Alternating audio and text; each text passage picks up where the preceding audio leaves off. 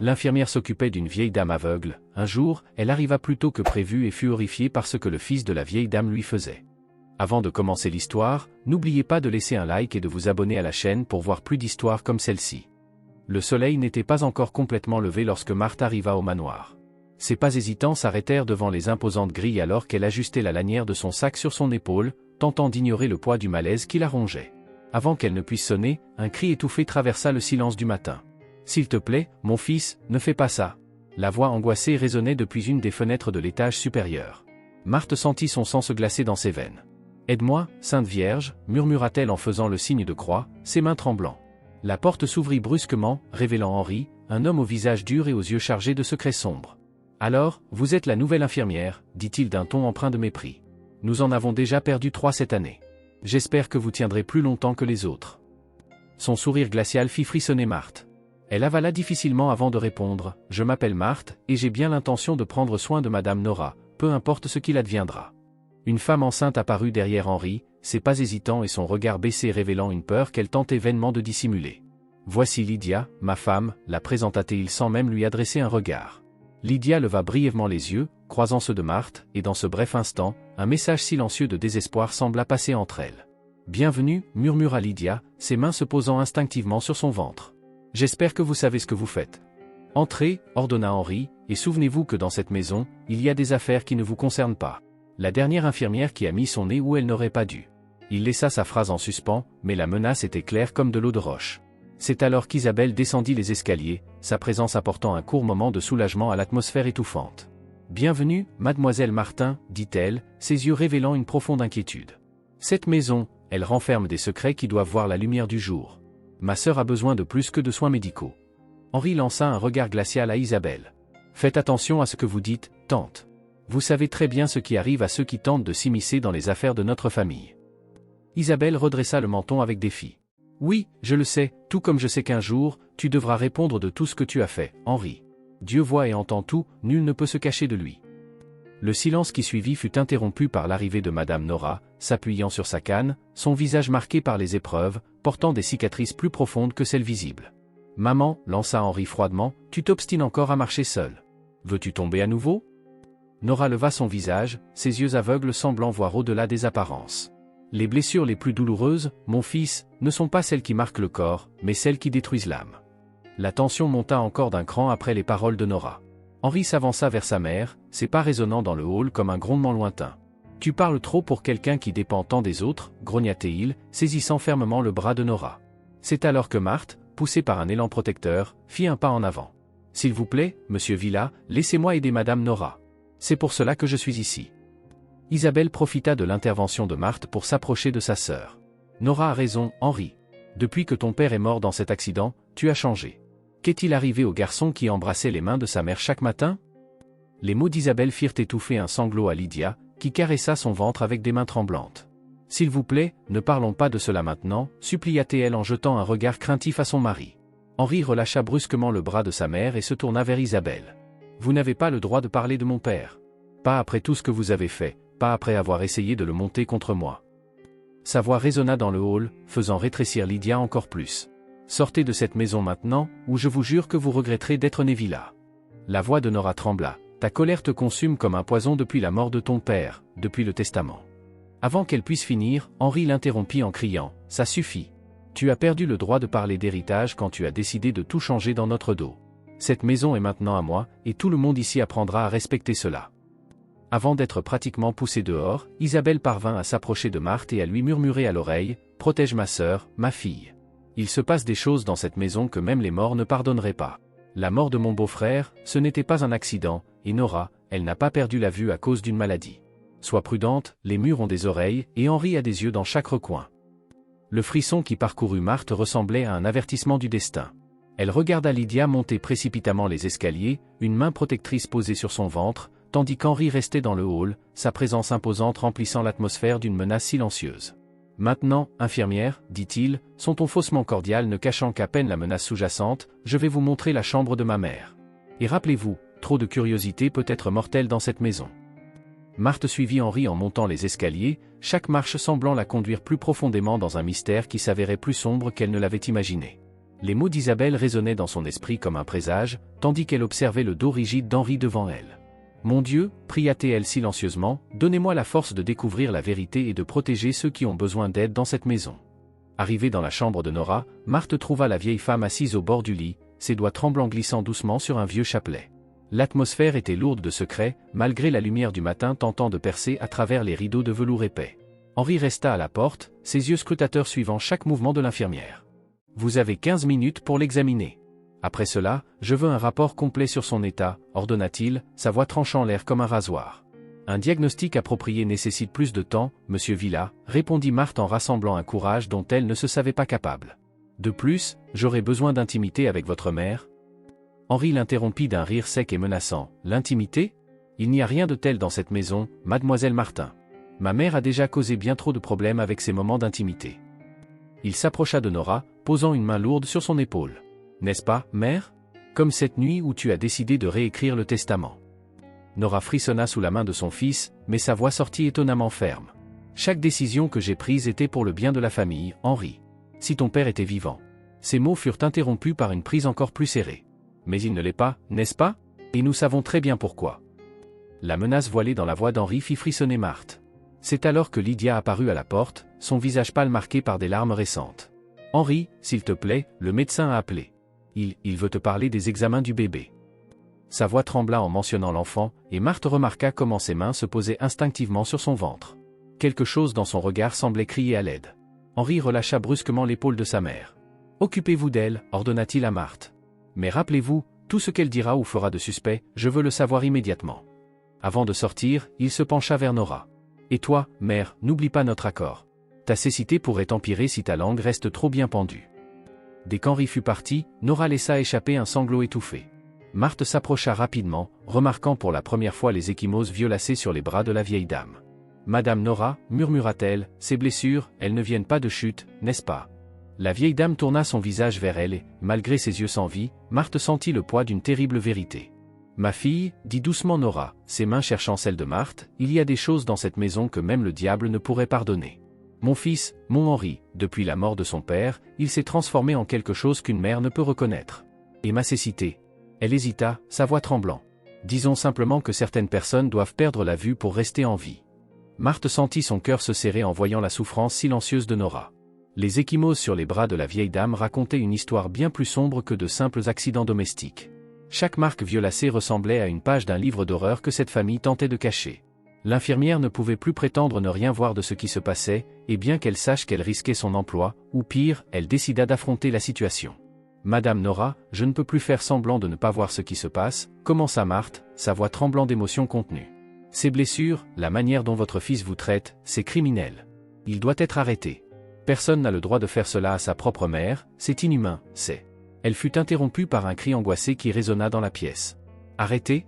Non. » La voix de Nora était chargée d'un désespoir que seule une mère pouvait comprendre. « Je vous en prie, ne dites pas ça, c'est mon fils, mon garçon. » Ses mains tremblaient violemment alors qu'elle serrait le chapelet entre ses doigts. « Vous ne comprenez pas, Marthe, personne ne comprend Henri.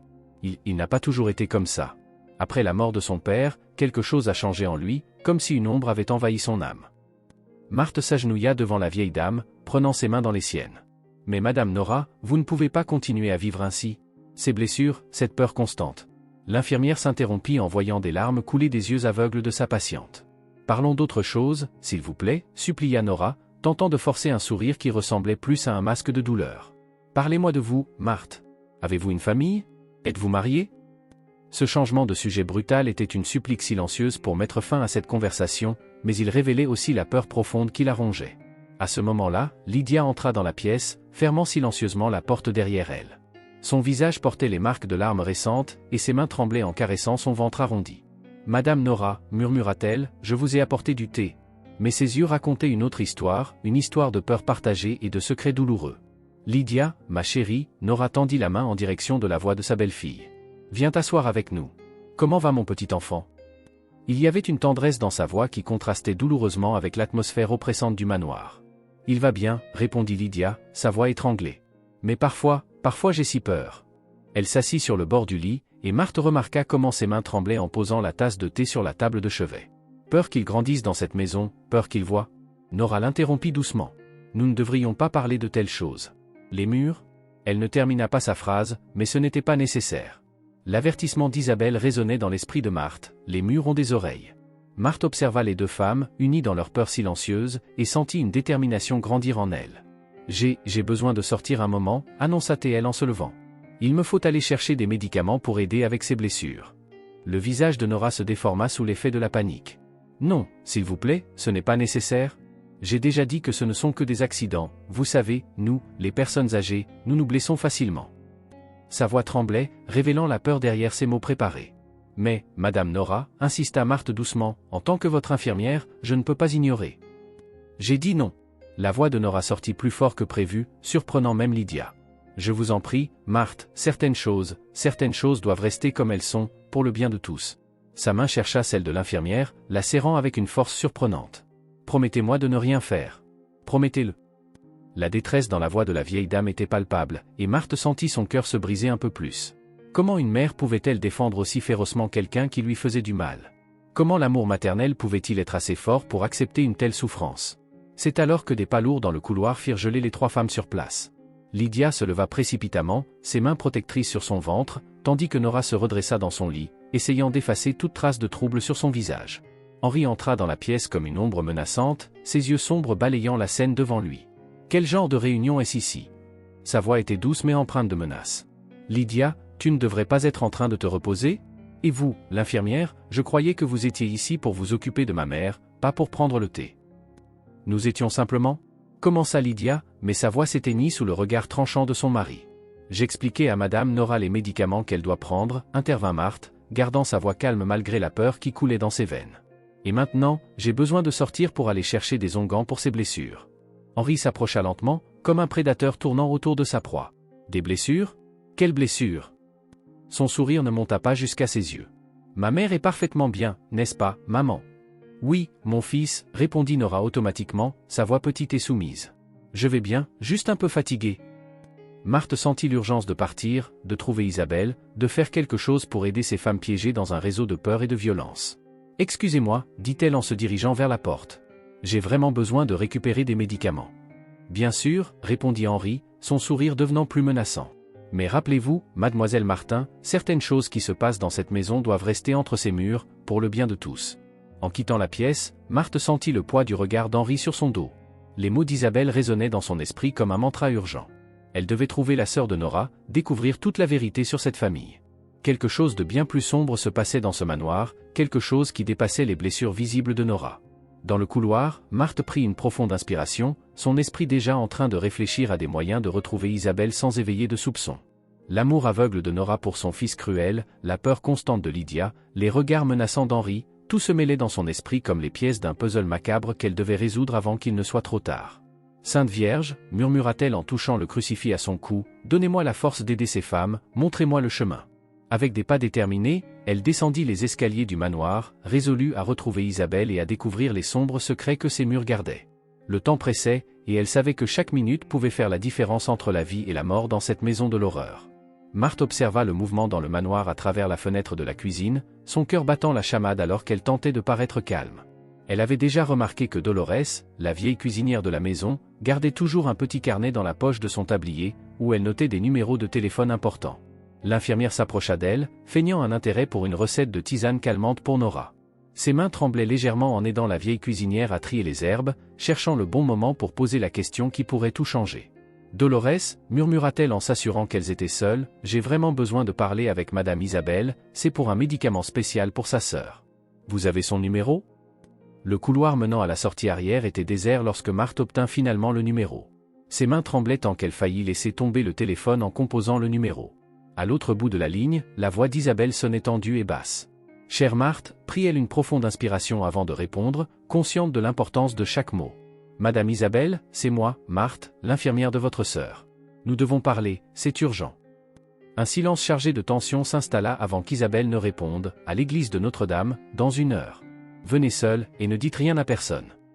Le soleil commençait à se coucher quand Marthe gravit les marches de l'église, les ombres allongées dansant sur les murs comme des présages silencieux. L'intérieur était presque vide, excepté une silhouette solitaire agenouillée devant l'autel, les mains jointes dans une prière fervente. Isabelle semblait avoir vieilli de plusieurs années depuis la dernière fois que Marthe l'avait vue. « Sainte Vierge, murmurait-elle, protégez ceux qui cherchent la vérité, protégez ma chère sœur. » Les bougies vacillaient, projetant des ombres agitées sur les murs tandis que Marthe s'approchait.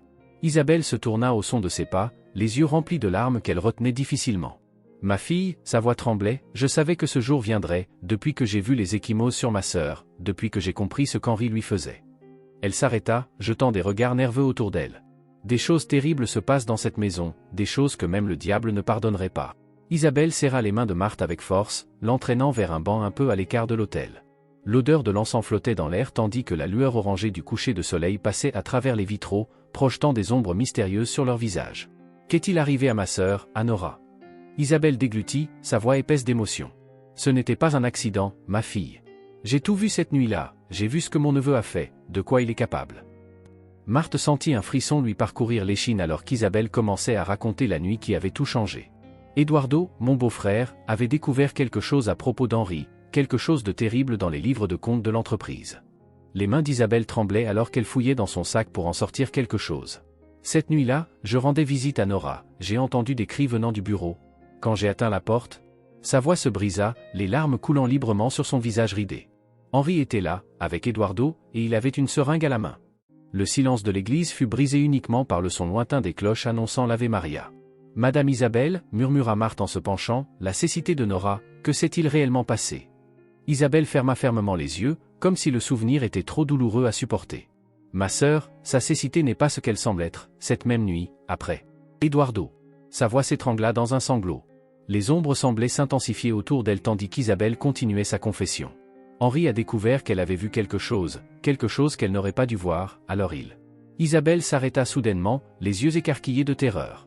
Un son métallique résonna dans la nef de l'église, les faisant sursauter toutes les deux. « Quelqu'un nous surveille, murmura Isabelle, le visage aussi pâle que la cire. Elle tenta de se lever, mais ses jambes flanchèrent, ses doigts agrippant le bras de Marthe avec une force surprenante. Les blessures, ce ne sont pas des accidents. Henri, il. Son souffle devint laborieux, et elle porta une main à sa poitrine. Je me sens, je ne peux pas. Marthe la soutint alors qu'elle commençait à glisser du banc, criant à l'aide, quelqu'un. Aidez-moi, s'il vous plaît. La course jusqu'au taxi fut floue, un tourbillon de mouvements frénétiques. Marthe tenait Isabelle dans ses bras, sentant le corps de la vieille dame devenir de plus en plus lourd à chaque seconde. Le chauffeur, un homme âgé avec un chapelet suspendu au rétroviseur, traversa les rues pavées en murmurant des prières. « Tenez bon, Madame Isabelle, supplia Marthe, remarquant combien la respiration de la vieille femme devenait faible. Nous avons besoin de la vérité.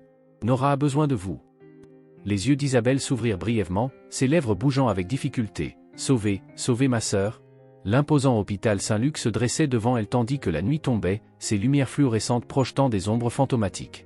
L'équipe des urgences emmena le brancard à travers les couloirs blancs et aseptisés, tandis que Marthe essayait de suivre malgré ses jambes tremblantes. « Elle me disait quelque chose d'important, expliqua-t-elle au médecin de garde, sa voix tremblante. Elle est tombée malade soudainement. » Le docteur Rodriguez, une femme d'âge moyen aux yeux compatissants, écouta attentivement en vérifiant les signes vitaux d'Isabelle. « Cela ressemble à une crise cardiaque massive. » Les minutes passèrent comme des heures dans la salle d'urgence. Marthe observait à travers la vitre pendant que l'équipe médicale travaillait avec acharnement sur le corps immobile d'Isabelle. Elle serrait dans ses mains l'enveloppe qu'elle avait récupérée dans le sac de la vieille femme, sentant son poids comme s'il était rempli de plomb. Les mots inachevés d'Isabelle résonnaient dans son esprit. Henri était dans le bureau avec Eduardo quand. Que avait-elle vu cette nuit fatidique? Le bip continu et strident du moniteur cardiaque fendit l'air comme un couteau. Le docteur Rodriguez tenta de réanimer Isabelle pendant 20 minutes avant de céder à l'inévitable. Heure du décès, 19h45, annonça TL, son ton professionnel dissimulant à peine une note de tristesse. Marthe sentit ses jambes céder et glissa le long du mur jusqu'au sol. Les derniers mots d'Isabelle, sauver Nora, résonnaient maintenant comme un serment, une mission qu'elle ne pouvait ignorer. Lors de la préparation du corps, Marthe remarqua quelque chose d'étrange. Saisissant un moment où l'infirmière de garde s'absenta pour chercher des papiers, elle se pencha près d'Isabelle. Son expérience d'infirmière lui fit réaliser immédiatement ce qu'elle voyait, une petite marque rouge sur le cou, presque imperceptible, comme une piqûre d'insecte. Mais Marthe savait que ce n'était pas une simple piqûre. Ses mains tremblaient en examinant la marque de plus près. « Sainte Vierge, murmura-t-elle, ce n'était pas une crise cardiaque, c'était quelque chose de bien plus sinistre. » Le docteur Rodriguez revint, arborant une expression grave en tenant un dossier. « Señorita Chiar, j'ai besoin de votre signature sur certains documents, en tant que témoin. » Elle s'arrêta, étudiant le visage de Marthe. « C'est curieux, en toutes mes années de médecine, je n'ai jamais vu une crise cardiaque se manifester de cette manière. Le cœur de Marthe accéléra, mais elle garda un visage neutre. Que voulez-vous dire, docteur, demanda-t-elle. La médecin secoua légèrement la tête. Probablement rien, parfois, nous, les médecins, voyons des mystères là où il n'y a que des tragédies naturelles. Le téléphone de Marthe vibra. C'était un message d'Henri. J'ai appris que ma tante est tombée malade. Je suis en route pour l'hôpital. Marthe ressentit un frisson glacé lui parcourir le dos. Comment le savait-il déjà? Elle n'avait encore rien dit à personne. Ses mains se crispèrent autour de l'enveloppe pendant que son esprit bouillonnait. Isabelle avait dit qu'Henri était dans le bureau avec Eduardo quand quelque chose s'était passé. Maintenant, elle était morte, avec une marque suspecte sur le cou, quelques instants avant de révéler un terrible secret. Sainte Vierge, pria-t-elle silencieusement, protégez-moi de ce qui s'en vient. La nuit était tombée complètement quand Marthe entendit la voix autoritaire d'Henri dans le couloir. Elle prit rapidement une photo de la marque sur le cou d'Isabelle avec son téléphone, puis recouvrit le corps d'un drap. Son cœur battait si fort qu'il semblait prêt à exploser. Les derniers mots d'Isabelle résonnaient dans son esprit, « Sauvez Nora ». Avec l'enveloppe en sa possession et la photo de la marque suspecte, Marthe savait qu'elle était au cœur de quelque chose de bien plus grand et dangereux qu'elle n'aurait pu imaginer. « Ne vous inquiétez pas, Madame Isabelle, murmura-t-elle au corps recouvert, je ne me reposerai pas tant que je n'aurai pas découvert toute la vérité. » Marthe redressa sa posture lorsqu'Henri entra dans la pièce, sa présence imposante remplissant l'atmosphère comme une ombre menaçante. Elle observa attentivement sa réaction en voyant le corps recouvert de sa tante. Il n'y avait aucune surprise authentique sur son visage, seulement un masque de tristesse soigneusement étudié. « Comment avez-vous su que Madame Isabelle était ici » demanda Marthe, tentant de garder sa voix calme. Personne d'autre que l'équipe médicale n'était au courant. Henri ajusta sa veste coûteuse en répondant avec un sourire glacial, « J'ai une connaissance qui travaille ici à l'hôpital. Il m'a averti dès qu'il a reconnu ma tante en train d'être transportée d'urgence. » Le silence qui suivit était épais comme un brouillard. Marthe remarqua comment le regard d'Henri parcourait la pièce. « Quelle coïncidence de vous trouver ici, infirmière, dit-il, d'une voix douce mais imprégnée de menaces voilées. Ne devriez-vous pas être en train de vous occuper de ma mère en ce moment ?» Marthe sentit ses mains devenir moites, mais elle garda son regard ferme. « Madame Isabelle est tombée malade à l'église. J'étais en train de prier quand cela s'est produit. » Elle remarqua un léger tressaillement sur son visage. « L'église? Et que faisiez-vous toutes les deux là-bas » La tension dans l'air était palpable lorsque le docteur Rodriguez revint avec davantage de documents. Henri changea immédiatement de comportement, endossant le rôle du neveu en deuil. « Quelle tragédie » déclara-t-il, sa voix soudain chargée d'émotions qui n'atteignaient pas ses yeux. « Ma pauvre tante, elle avait toujours un cœur si fragile. » Marthe réprima un frisson en entendant le mot cœur sortir de ses lèvres. La marque sur le cou d'Isabelle brûlait dans sa mémoire tandis qu'Henri discutait avec le médecin des procédures administratives. Profitant de l'occasion, Marthe envoya rapidement la photo qu'elle avait prise de la marque à son propre email, ses mains tremblant légèrement en tapant « Preuve Isabelle, possible injection ». Elle savait qu'elle devait laisser une trace, quelque chose qui pourrait être retrouvé, au cas où. Elle n'acheva pas cette pensée. « Je m'occuperai de tous les détails pour les funérailles », déclara la voix d'Henri, interrompant ses pensées. « Et vous, infirmière, retournez au manoir. Ma mère ne doit pas être laissée seule en ce moment. » Le lendemain, le ciel était gris, et une épaisse brume semblait envelopper le cimetière tout entier, comme si l'environnement lui-même respectait le deuil du moment. Parmi les murmures des prières et le son étouffé des pas sur la terre humide, Marthe observait avec un mélange d'indignation et de compassion la scène qui se déroulait devant elle. Madame Nora, aveugle et frêle, pleurait inconsolablement, des larmes coulant sur son visage marqué par les épreuves, tandis qu'Henri la consolait en posant une main trop ferme sur son bras. Marthe plissa les yeux, incapable d'ignorer la poigne excessive avec laquelle il la maintenait debout. Cela semblait plus être un geste de possession qu'un signe de soutien. « Ma sœur, ma chère sœur » sanglotait Nora, sa voix chargée de douleur sincère mais marquée d'un tremblement qui semblait venir du fond de son âme. « Calmez-vous, mère » murmura Henri d'une voix si froide qu'un frisson parcourut l'échine de Marthe. « Ne vous donnez pas en spectacle. Tout le monde sait déjà combien elle était aimée. » Le ton était impersonnel, presque comme s'il était détaché de cette souffrance. Marthe remarqua un léger sourire sur ses lèvres, un sourire qui ne correspondait en rien à la gravité du moment. Comment quelqu'un peut-il être aussi insensible, pensa-t-elle, sentant son cœur se serrer de frustration. Au milieu du deuil, Henri semblait diriger un spectacle où il contrôlait chaque émotion, chaque geste, tel un chef d'orchestre tyrannique.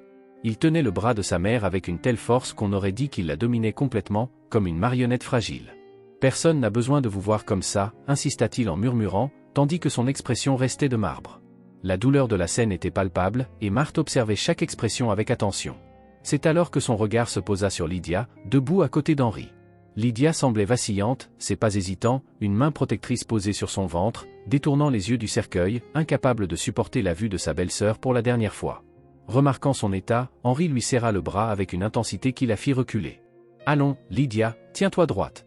C'est ta famille, murmura-t-il sur un ton qui laissait clairement entendre qu'il attendait d'elle une obéissance totale. Elle laissa échapper un soupir tremblant et tenta de reprendre contenance, mais Marthe remarqua l'inconfort croissant dans son regard. « Je ne peux pas, je me sens mal » balbutia Lydia, les lèvres tremblantes alors qu'elle luttait pour rester debout, prête à s'évanouir d'un moment à l'autre. Quand le prêtre prit la parole pour commencer la cérémonie, il entama par une mention qui capta l'attention de tous. « Madame Isabelle est venue hier pour une longue confession. Elle semblait tourmentée, comme quelqu'un portant le poids de quelque chose qu'il ne pouvait plus garder, dit-il en jetant un coup d'œil vers la famille. Henri garda une expression impassible, mais Marthe remarqua une lueur fugace d'irritation dans ses yeux. Tourmentée ? Qu'est-ce qui aurait pu la laisser ainsi, Isabelle, pensa-t-elle, se rappelant chaque détail troublant qu'elle avait observé dans cette maison. Le prêtre s'arrêta brièvement, comme s'il réfléchissait à ces mots, avant de poursuivre. Elle cherchait la paix pour un cœur affligé, comme si elle voulait laisser reposer quelque chose. Marthe ressentit un frisson glacé lui parcourir le dos, et pour un instant, ses yeux croisèrent ceux d'Henri. Bien qu'il gardât son expression fermée, sa posture en disait plus que des mots. Le commentaire du prêtre semblait l'avoir affecté d'une manière qu'il tentait de dissimuler. Marthe savait, à cet instant précis, que quelque chose dans son expression le trahissait. Il y a quelque chose qu'il ne veut pas que l'on sache, et la confession d'Isabelle semble avoir révélé ce secret, pensa-t-elle avec une tension grandissante. Qu'a-t-elle emporté avec elle dans la tombe ? Quel péché, quelle vérité cachée portait-elle au point de la laisser si troublée ? C'est alors qu'un homme que Marthe ne connaissait pas apparut discrètement parmi les personnes présentes. Il observait la cérémonie d'un air sombre, et Marthe remarqua comment il lançait des regards prudents vers Henri. Elle demeura discrète mais ne put s'empêcher de noter qu'il y avait une compréhension silencieuse entre eux, une reconnaissance que seuls ceux qui partagent quelque chose d'obscur peuvent porter. Qui est cet homme, et pourquoi Henri le regarde-t-il avec autant de précaution ? Pensa Marthe, sentant que sa présence ne faisait qu'amplifier le mystère autour de cette famille. À chaque échange de regards, une partie de la vérité semblait s'enfoncer encore plus profondément. Au milieu de la cérémonie, Nora commença à sangloter doucement, ses murmures entrecoupés de plaintes presque inaudibles. Marthe s'approcha d'elle et lui prit la main, tentant de lui apporter un peu de consolation. Nora serra les doigts de Marthe avec force, sa main froide et tremblante contrastant avec la pression qu'elle exerçait. Dans un murmure étouffé, elle se pencha et dit quelque chose qui glaça le sang de Marthe. Elle en savait trop, ma pauvre Isabelle. Nora, les yeux sans vie tournés vers le vide, parlait d'une voix empreinte d'une tristesse profonde, comme si elle portait un poids insupportable. Marthe sentit l'impact de ces mots, et pendant un instant, elle eut l'urgence de poser plus de questions. Mais avant qu'elle ne puisse dire quoi que ce soit, Henri s'approcha brusquement et les sépara. « Mère, cela suffit. Ce n'est pas le moment de révéler vos divagations, dit-il d'un ton sec qui fit naître une boule dans la gorge de Marthe. Elle se maîtrisa, mais le regard hostile d'Henri ne passa pas inaperçu. Cette empathie excessive pourrait mal finir, murmura-t-il d'un ton subtilement menaçant, lui jetant un regard chargé d'un avertissement caché. Marthe savait qu'il essayait de l'intimider, mais elle ne montra aucun signe de peur, gardant une posture ferme. Alors que les prières continuaient, Marthe sentit son esprit bouillonner de questions, chacune plus intense que la précédente. Toute cette atmosphère imprégnée de douleur et de mystère ne faisait qu'augmenter sa détermination à aller au fond des choses. En regardant le cercueil, Marthe fit une promesse silencieuse. « Ne vous inquiétez pas, Isabelle. Je découvrirai moi-même ce qu'ils ont tenté de faire taire, pour vous et pour tous ceux qui sont pris au piège dans cette famille. » Après la cérémonie, alors que le cercueil descendait lentement dans la tombe, Marthe remarqua que son sac semblait plus lourd qu'elle ne s'en souvenait. Intriguée, elle l'ouvrit discrètement et découvrit une note froissée. La phrase écrite sur le papier fit battre son cœur à toute vitesse. Isabelle n'était pas la première. « Faites attention à ce que vous cherchez, infirmière. » Calme. De retour au manoir Villa, une obscurité dense et oppressante semblait envelopper la maison. Les couloirs silencieux paraissaient encore plus froids et menaçants après les funérailles. La maison, autrefois intimidante, semblait maintenant cacher des menaces dans chaque recoin, comme si elle possédait une vie propre. Marthe attendit patiemment que tout le monde se retire, afin de pouvoir exécuter son plan. D'un pas léger et précautionneux, Marthe se dirigea vers l'ancien bureau, dont la porte grinça en s'ouvrant, comme si elle protestait contre cette intrusion. L'atmosphère, emplie de l'odeur du bois et de vieux livres, dégageait un poids historique intimidant, comme si tous les secrets de la famille V étaient enfermés là, attendant d'être déterrés. Aujourd'hui, je vais dévoiler une partie de cette vérité pour Isabelle, pensa Marthe, sentant son cœur s'accélérer. La pénombre du bureau n'était illuminée que par la faible lumière de la lune qui pénétrait à travers les lourds rideaux. Marthe fouilla rapidement la pièce, ses yeux examinant chaque détail jusqu'à ce qu'il se pose sur un grand portrait qui dominait l'un des murs. Eduardo V, le père décédé d'Henri, y était représenté avec une expression sérieuse, presque impénétrable. Il y avait une gravité dans son regard, quelque chose qui semblait projeter de l'autorité et de la rigidité. Marthe s'approcha lentement, sentant que ce portrait pourrait être plus qu'un simple hommage. « Eduardo, savez-vous ce qui se passe dans votre famille maintenant » murmura-t-elle en touchant le cadre du portrait avec précaution. Lentement, elle tenta de déplacer le portrait, espérant qu'il dissimulait quelque chose. Il était lourd, et au premier contact, il ne bougea pas. Mais elle persista. Lorsqu'elle réussit finalement à le décaler légèrement, elle entendit des pas dans le couloir, ce qui la fit se figer. Son cœur battit à tout rompre et elle se cacha rapidement derrière un rideau, retenant son souffle. Le silence fut brisé par le son d'un cri étouffé, et en jetant un coup d'œil à travers le rideau, elle vit Lydia entrer dans le bureau. Elle tremblait visiblement, et des larmes coulaient sur son visage tandis qu'elle caressait son ventre. Lydia sanglotait seule dans ce bureau, qui semblait être une prison de sombres secrets. De sa position, Marthe pouvait ressentir la douleur de cette femme, et une vague de compassion l'envahit. Qu'a donc fait cette pauvre femme pour vivre avec un homme comme Henri ? Pensa-t-elle, observant Lydia en silence. Henri fit claquer la porte du bureau avec fracas, et Marthe, cachée derrière le rideau, sentit la tension monter d'un cran. Il croisa les bras, regardant Lydia avec un mépris froid qui semblait anéantir tout espoir de compassion dans son regard. « Assez de mélodrame, Lydia. Ces pleurs incessants commencent à me fatiguer, dit-il d'un ton sec, presque comme s'il réprimandait un enfant. La froideur de ces mots rendait chaque larme de Lydia plus dérangeante à ses yeux, comme un simple inconvénient dans sa vie parfaitement calculée. Lydia leva son visage, ses yeux rouges et son visage mouillé de larmes, mais c'était le regard de quelqu'un qui avait dépassé les limites de la peur et s'était abandonné à un mélange de douleur et de haine. « Pourquoi fais-tu ça, Henri ? À moi, à notre enfant ?»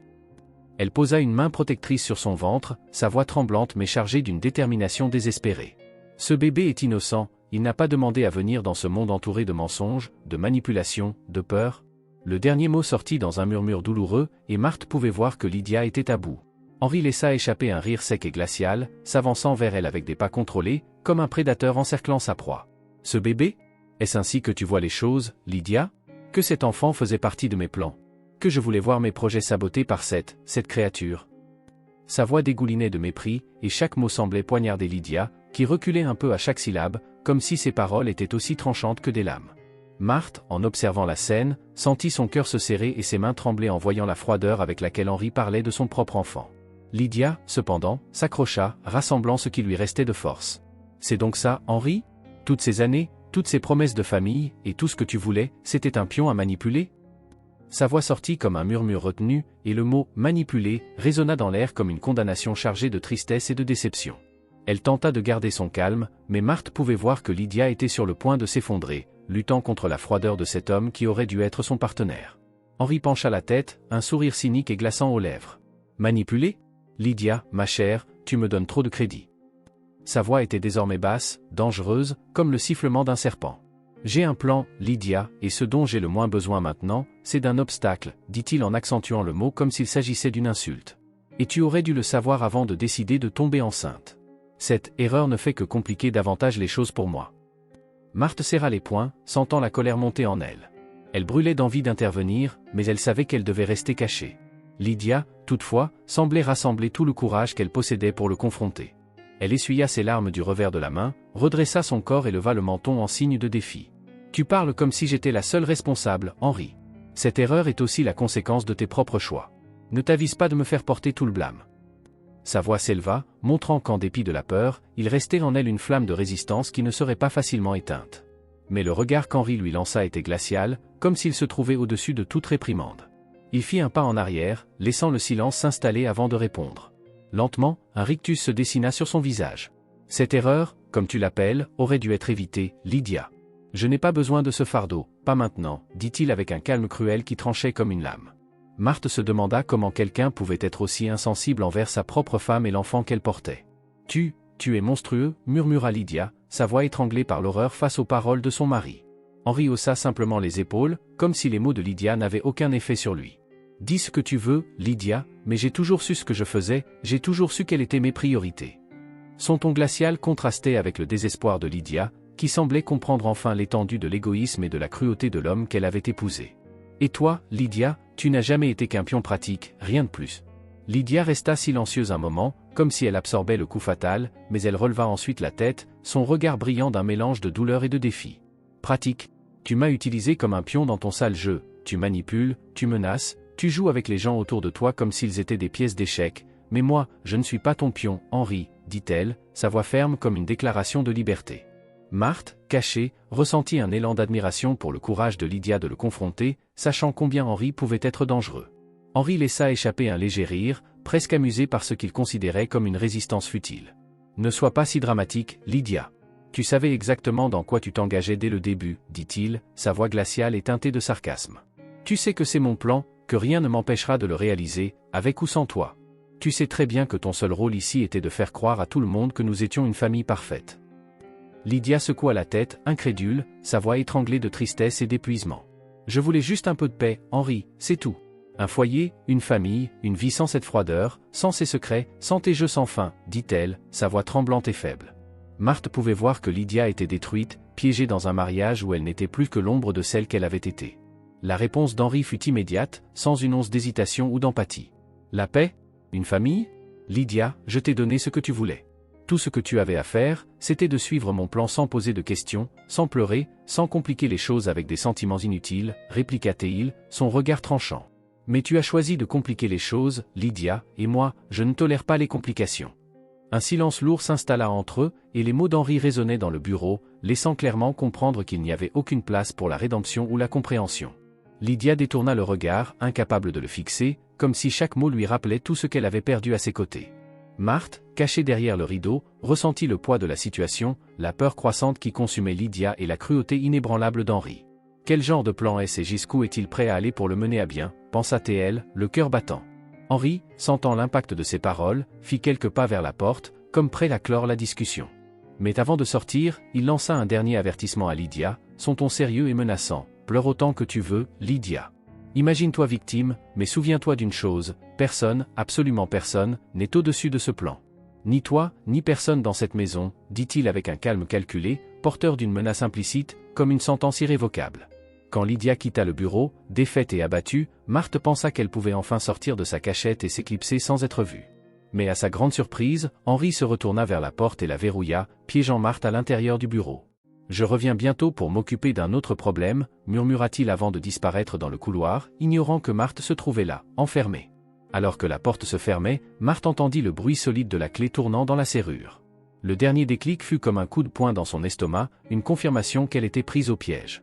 Elle attendit en silence, retenant son souffle, espérant qu'Henri revienne ou que Lydia ait oublié quelque chose, mais seul un silence lourd et oppressant régnait désormais. D'abord, elle ne put bouger, chaque muscle de son corps semblait figé, paralysé par la réalité accablante qu'elle était enfermée là, au cœur de cet environnement oppressant. « Non, cela ne peut pas être en train de se produire. » murmura Marthe, les yeux écarquillés alors qu'elle tentait de trouver une solution rapide. Mais le bureau était plongé dans l'obscurité, avec pour seule lumière celle de la lune qui filtrait à travers les fentes de la fenêtre. Marthe s'approcha de la porte et essaya de tourner la poignée, mais le métal froid et immobile ressemblait à une sentence. La clé était à l'extérieur, dans les mains d'Henri. La gravité de sa situation commença à l'accabler. Son cœur battait de plus en plus vite, et une goutte de sueur perla sur son front malgré le froid ambiant. « Je dois sortir d'ici. S'il me trouve, je ne peux pas le laisser savoir que j'ai tout entendu. » Elle ferma les yeux un instant, tentant de contrôler sa respiration, mais l'air semblait lourd, chargé du souvenir des secrets chuchotés dans ce bureau. Marthe s'éloigna de la porte et regarda autour d'elle, cherchant un moyen de s'échapper, mais l'endroit semblait être une prison déguisée en luxe. Dans son esprit, les paroles d'Henri à Lydia résonnaient, « Personne n'est au-dessus de ce plan. » Les mots semblaient s'enrouler dans son esprit, menaçants, comme un poison qui empoisonnait chaque tentative de garder son calme. « Quel est ce plan ?» se demanda-t-elle, mais la peur étouffait toute tentative de réflexion. « Et que serait-il capable de faire s'il savait que j'ai tout entendu ?» Marthe s'approcha de la fenêtre, mais en ouvrant les lourds rideaux de velours, elle vit que celle-ci était verrouillée par des verrous internes. Il n'y avait aucun moyen d'ouvrir ces fenêtres de l'intérieur, rendant son évasion encore plus impossible.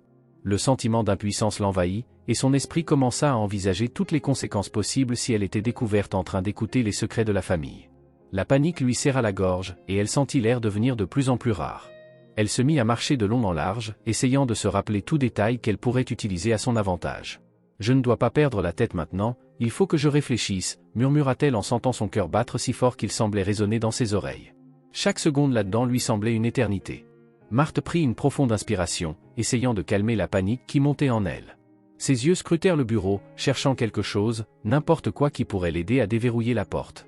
En ouvrant l'un des tiroirs du bureau, ses doigts trouvèrent un petit trombone, oublié parmi de vieux papiers et des stylos inutilisés. Elle le prit, ressentant un léger espoir mêlé de peur. C'était risqué, mais à ce moment-là, cela semblait être sa seule option. Prudemment, elle plia le trombone, le façonnant pour essayer de forcer la serrure. Ses mains tremblaient légèrement alors qu'elle insérait le mince morceau de métal dans la serrure, le déplaçant avec précision et patience, en espérant que le bruit ne serait pas assez fort pour attirer l'attention. Chaque clic résonnait dans le bureau vide, et elle retenait son souffle à chaque tour. « Allez, s'il te plaît, ouvre-toi » murmura-t-elle entre ses dents serrées, essayant de maîtriser l'angoisse qui menaçait de la submerger. Enfin, après quelques minutes de tension et de mains moites, elle entendit un léger déclic et comprit que la serrure avait cédé. Un soulagement immédiat envahit Marthe, et elle tourna lentement la poignée, ouvrant la porte aussi discrètement que possible. Elle jeta un coup d'œil dans le couloir vide, ressentant un mélange de peur et de satisfaction d'avoir réussi à s'échapper. « Maintenant, il faut que je sorte d'ici avant que quelqu'un ne me voie », pensa-t-elle en avançant silencieusement dans le couloir, telle une ombre. En atteignant la chambre d'amis, elle referma doucement la porte, sentant la fatigue de toute cette tension retomber sur elle. La nuit avançait, et le manoir était plongé dans un profond silence, tout le monde semblant dormir. Elle savait qu'il serait impossible de rentrer chez elle à cette heure sans éveiller des soupçons. Elle se laissa donc tomber sur le lit de la chambre d'amis, son corps cédant enfin à la tension émotionnelle de la journée. Elle ferma les yeux et, avant de s'endormir, murmura simplement pour elle-même, « Demain, il me faudra en savoir plus. Je ne peux pas laisser ces secrets rester enfouis. » Le matin s'insinua lentement dans le manoir V, presque hésitant, comme si la lumière craignait d'entrer dans la maison et de révéler les secrets cachés durant la nuit. Marthe se réveilla, l'esprit encore lourd des tensions de la veille, mais une décision ferme dans son cœur. Elle devait découvrir la vérité sur Henri et son plan. En descendant à la cuisine, elle trouva Lydia debout devant la cuisinière, préparant le petit déjeuner. Lydia gardait la tête baissée, concentrée sur les œufs qui crépitaient dans la poêle, mais Marthe remarqua les mains tremblantes de la femme, son corps tendu, comme si elle était toujours sur le point de s'effondrer. Il était évident que Lydia était plus que simplement nerveuse, il y avait quelque chose de plus profond, peut-être la peur, qui la maintenait en constante alerte. Marthe entra dans la cuisine en silence, le doux bruit de ses pas contrastant avec l'atmosphère lourde qui semblait imprégner l'air.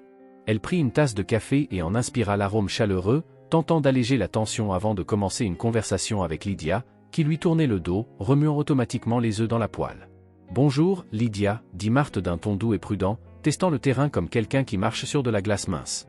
Elle savait que pour Lydia, il n'y avait plus beaucoup de raisons de sourire dernièrement, mais elle devait essayer de briser la barrière de silence et de tristesse qui entourait la femme. Lydia leva le regard un bref instant, et avec un sourire pâle, murmura « Bonjour, Marthe ». Sa voix était basse, comme si le son pouvait disparaître dans l'air avant même d'atteindre Marthe. Elle semblait épuisée, les épaules affaissées et l'expression tirée, comme quelqu'un qui avait déjà renoncé à lutter contre sa propre angoisse. Marthe l'observa, remarquant la profonde tristesse qui transparaissait dans chacune des expressions de Lydia, une tristesse qui semblait également porter un poids de culpabilité. Prenant une gorgée de café, Marthe hésita, mais elle savait qu'elle devait aborder le sujet qui avait été laissé en suspens depuis les funérailles. Après un bref silence, Marthe s'approcha lentement, essayant de montrer qu'elle était là pour écouter sans juger. « Je suis désolée pour hier, pour la mort de Madame Isabelle. Je sais que ce deuil a été difficile pour vous, » dit Marthe d'une voix douce, mélangeant ses condoléances à une curiosité subtile qu'elle espérait non intrusive. Lydia, toujours en train de remuer les œufs dans la poêle, serra la poignée de la spatule, et pendant un moment, on aurait dit qu'elle voulait éviter le sujet, comme si toucher à cette douleur ne faisait que la rendre plus réelle. « Oui, la mort d'Isabelle, cela nous a tous pris de court, » murmura-t-elle, la voix étranglée, les yeux rivés sur les œufs qui commençaient à brûler sans qu'elle s'en aperçoive. Isabelle, elle, c'était quelqu'un avec qui j'aimais parler. Les mots de Lydia étaient si chargés d'émotion que, pendant un moment, Marthe hésita à continuer. Mais en remarquant la vulnérabilité de la femme, elle comprit que c'était le bon moment pour avancer, pour tenter de mieux comprendre ce qui se passait réellement dans cette maison. « Lydia, » dit Marthe, choisissant chaque mot avec soin, « croyez-vous vraiment que sa mort était un accident ?» Sa question resta en suspens, et Lydia finit par se tourner vers elle, les yeux écarquillés, un mélange de surprise et de quelque chose de plus sombre, comme si Marthe avait touché une vérité qu'elle n'osait pas avouer, même à elle-même. Pendant un instant, on aurait dit que Lydia voulait se confier, comme si cette question était la clé pour libérer tout ce qu'elle gardait secret. Mais rapidement, elle détourna le regard, baissant la tête, les lèvres tremblantes. « Non, je ne sais pas quoi penser » murmura Lydia, l'air perdu, comme quelqu'un qui avance dans l'obscurité sans savoir ce qu'il va découvrir. Elle semblait effrayée, non seulement par la perte d'Isabelle, mais aussi par tout ce que cela symbolisait pour elle, une peur silencieuse qui infiltrait chaque mot, chaque geste. Il y eut un long moment de silence entre elles, jusqu'à ce que Lydia, presque comme si elle réfléchissait à voix haute, laisse échapper des mots qu'elle avait jusque-là gardés enfouis. « Henri, ce n'est pas l'homme qu'il paraît être » murmura-t-elle d'un ton si bas qu'on aurait dit qu'elle craignait même que les murs ne l'entendent. Marthe se pencha légèrement en avant, absorbant chaque syllabe comme s'il s'agissait de pièces d'un puzzle qu'elle essayait désespérément de résoudre. « Il a un tempérament explosif, je ne sais jamais à quoi m'attendre de lui. C'est comme s'il y avait une obscurité en lui, continua Lydia, sa voix tremblant alors qu'elle tenait sa tasse de café à deux mains, comme si cet objet simple pouvait lui fournir un peu de sécurité au milieu de la tempête d'émotions qu'elle portait. Marthe l'observa intensément, sentant que Lydia était sur le point de révéler quelque chose de plus profond, quelque chose qui expliquerait le véritable caractère d'Henri. « Lydia, je réalise qu'il y a beaucoup de choses que vous n'avez pas encore dites, dit Marthe, sa voix chargée de compréhension et de soutien. Vous pouvez me faire confiance. Je suis là pour vous aider. Je sais qu'avec Henri, les choses ne sont pas faciles. » Lydia regarda Marthe, ses yeux reflétant un mélange de soulagement et d'hésitation, comme si elle se tenait au bord d'un précipice, prête à se confier. « Il est dangereux, Marthe, dit Lydia, sa voix étouffée, comme si l'avouer était un péché.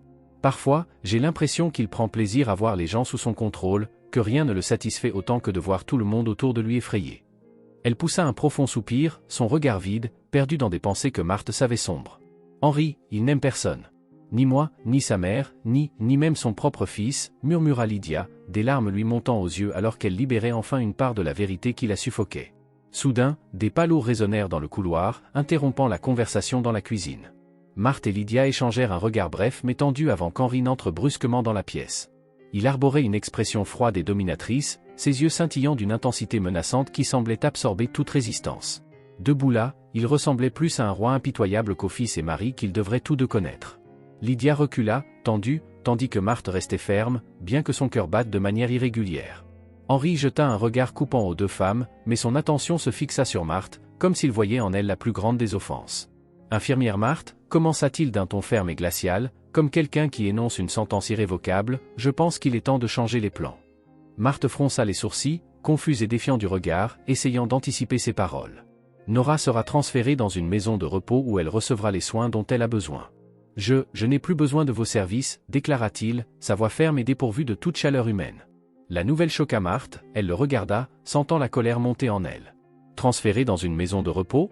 Henri, cela n'a aucun sens, protesta-t-elle, sa voix déterminée et intense. Madame Nora a besoin de soins à domicile, près de ceux qu'elle connaît et aime. C'est son souhait. Henri haussa un sourcil, visiblement agacé par l'audace de Marthe, mais son visage ne montrait aucune once d'empathie. « Ma mère a besoin de soins spécialisés que vous ne pouvez pas fournir, dit-il, ses mots coupant comme des lames. J'ai déjà pris ma décision, ajouta-t-il, sa voix résonnant dans le silence de la cuisine. Lydia, avec un regard implorant et empli de peur, tenta d'intervenir, se plaçant entre les deux. « Henri, s'il te plaît, réfléchis bien, il y a peut-être une autre solution pour Madame Nora. » Mais Henri l'interrompit d'un geste brusque, comme si son intervention n'était qu'un autre obstacle irritant. « Ce n'est pas une discussion, Lydia, dit-il d'un ton glacial qui la fit reculer. Ma mère est vieille et obstinée, et c'est le meilleur endroit pour elle. Elle a besoin de soins que cette maison ne peut lui offrir. » Henri regarda Marthe avec le même dédain, comme si elle n'était rien de plus qu'un obstacle gênant. Mais Marthe ne se laissa pas impressionner, ses yeux brillaient de détermination tandis qu'elle faisait face à Henri, son corps ferme comme quelqu'un prêt à combattre. « Madame Nora est plus forte que vous ne le pensez, Henri, répliqua-t-elle, sa voix ferme. Elle est peut-être aveugle, mais elle a encore une famille. Elle ne mérite pas d'être traitée comme un objet jetable. » Marthe sentait la colère brûler dans sa poitrine, comme si chaque mot était une étincelle tentant d'embraser la résistance qu'elle savait que Nora gardait encore en elle. Un sourire amer traversa brièvement les lèvres d'Henri, comme s'il savourait l'audace de Marthe, mais il disparut rapidement, remplacé par une expression d'une froideur absolue. « Ce n'est pas une question de mérite, Marthe, déclara-t-il, sa voix dure et définitive. C'est une question de commodité, et je décide de ce qui est le mieux pour ma mère, dit-il d'un ton qui montrait qu'il se croyait au-dessus de tout jugement. Il fit un pas vers Marthe, sans la quitter des yeux. De plus, continua-t-il avec un sourire cynique qui lui envoya un frisson dans le dos, ma mère vit dans un monde d'ombre, pour moi, cela suffit amplement. Ces mots firent bouillir le sang de Marthe, et avant de pouvoir se contenir, elle laissa échapper un soupir d'indignation. La commodité pour qui, Henri, répliqua-t-elle, sa voix chargée d'émotion et de défi. Votre mère a une vie, des sentiments, des souvenirs. Elle est un être humain, pas un fardeau que vous pouvez écarter quand cela vous arrange. Le visage d'Henri se durcit, ses yeux se plissèrent de pur mépris, et Lydia, visiblement effrayée, fit un pas en arrière, craignant ce qu'il pourrait faire ensuite. Mais Marthe ne reculerait pas cette fois. Elle savait que ce qui était en jeu dépassait son simple emploi, c'était la dignité et le droit de Nora de vivre avec respect. Henri se pencha légèrement, son visage à quelques centimètres de celui de Marthe, et sa voix baissa pour devenir un ton menaçant, presque sifflant. « Je ne vous ai pas demandé votre avis, Marthe, grogna-t-il, ses yeux étincelants d'une menace implicite. Ma mère va dans cette maison de repos, et vous n'êtes plus nécessaire ici. » Sa voix résonnait comme l'écho d'un juge impitoyable, et Marthe sentit le poids de sa décision, mais également la détermination de continuer à se battre. Elle ne pouvait pas, ne voulait pas le laisser tout contrôler à sa façon. Avant que Marthe ne puisse protester à nouveau, un cri désespéré résonna depuis l'étage, brisant le lourd silence qui s'était installé dans la cuisine. C'était la voix de Nora, implorante, remplie d'un désespoir qui fit frissonner Marthe jusqu'aux os. « S'il vous plaît, ne m'emmenez pas, ne me laissez pas ici. Par pitié, pour l'amour de Dieu. » Sa voix semblait percer à travers les murs et les escaliers, emplissant la pièce d'une peur palpable et réelle. Le cri désespéré de Nora résonnait dans les couloirs comme le gémissement de quelqu'un au bord de la désolation totale. Marthe, Lydia et Henri se précipitèrent à l'étage, leurs pas résonnant comme le battement d'un tambour sinistre. Lorsqu'ils atteignirent la chambre, la scène qui s'offrit à Marthe lui transperça le cœur.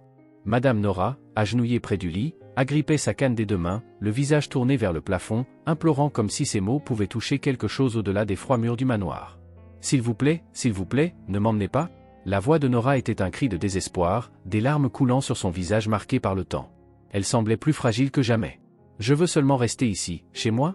Cette maison m'a vu naître, m'a vu devenir épouse, mère, c'est tout ce qu'il me reste, Henri. » Sa voix tremblante atteignit Marthe comme un appel à l'aide, et elle s'avança immédiatement, s'agenouillant à côté de Nora. « Madame Nora, je suis là » murmura doucement Marthe, sa main reposant sur celle de la vieille dame qui serrait encore sa canne avec une force qui démentait sa fragilité. « Je vous promets que je ne laisserai rien vous arriver, vous n'êtes pas seul. » Ces mots sonnaient réconfortants, mais la présence menaçante d'Henri dissipa rapidement le calme momentané qu'ils avaient apporté.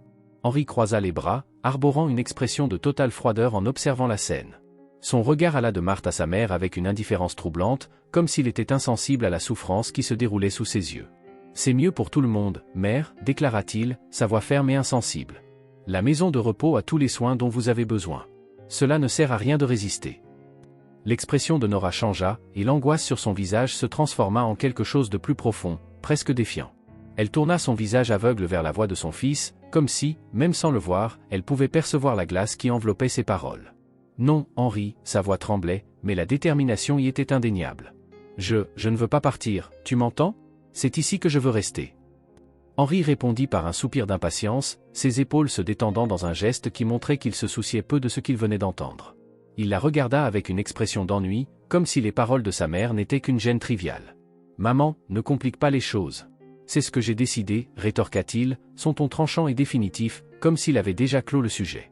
Lydia, observant la scène avec des yeux grands ouverts d'angoisse, fit un pas en avant, se plaçant aux côtés de sa belle-mère. Elle lança un regard implorant à Henri, sa voix hésitante mais chargée d'émotion. « Henri, peut-être pourrions-nous trouver une autre solution. Elle est liée à cette maison, à tout ce qui s'y trouve. Avons-nous vraiment besoin de ça ?» La supplication de Lydia était remplie d'une tristesse impuissante, et son corps semblait se reculer de son mari, comme si elle savait qu'il était incapable de compassion. « Monsieur Henri, il vaudrait peut-être mieux attendre, » suggéra Marthe, sa voix chargée d'un calme forcé, mais la détermination était visible dans son regard. Madame Nora est très bouleversée en ce moment, lui accorder un peu de temps pour se calmer pourrait être bénéfique avant de décider du déménagement. Sa voix tremblait, mais c'était un tremblement de courage, non de peur, comme si elle était prête à résister autant que possible pour la vieille dame. Lydia ajouta, « L'infirmière a raison, Marthe a raison, attendons que Madame Nora se calme. » Mais Henri l'ignora, se tournant vers Marthe avec une expression de pur mépris, comme si elle était responsable d'insuffler à sa mère et à sa femme une résistance futile. « L'infirmière est ici pour obéir, non pour interférer dans les décisions familiales, » lança-t-il, son regard froid transperçant Marthe avec une intensité effrayante.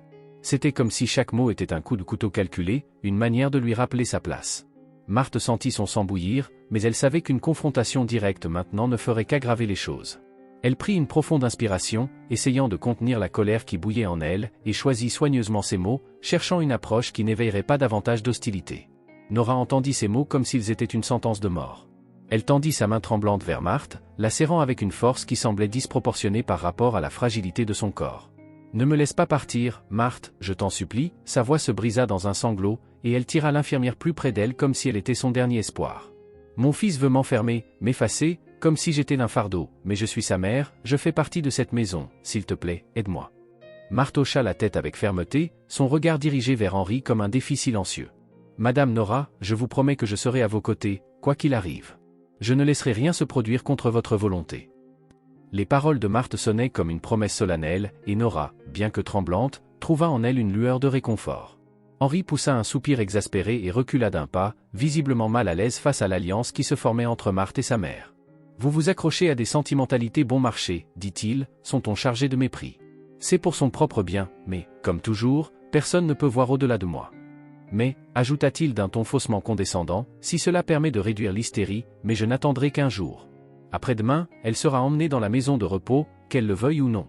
La froideur de sa voix était presque clinique, comme s'il s'agissait de retirer un objet gênant plutôt que de décider du sort de sa propre mère. Ce ton, dépourvu de toute compassion, fit monter une vague d'indignation en Marthe. Nora, toujours tremblante, s'approcha de Marthe avec une expression de désespoir et lui agrippa la main avec une force surprenante, comme si elle était la seule chose qui la maintenait debout face à l'abîme. « S'il te plaît, ne me laisse pas seule, Marthe, murmura-t-elle, sa voix faible mais chargée d'une supplique si profonde que Marthe sentit le poids de la responsabilité tomber sur ses épaules.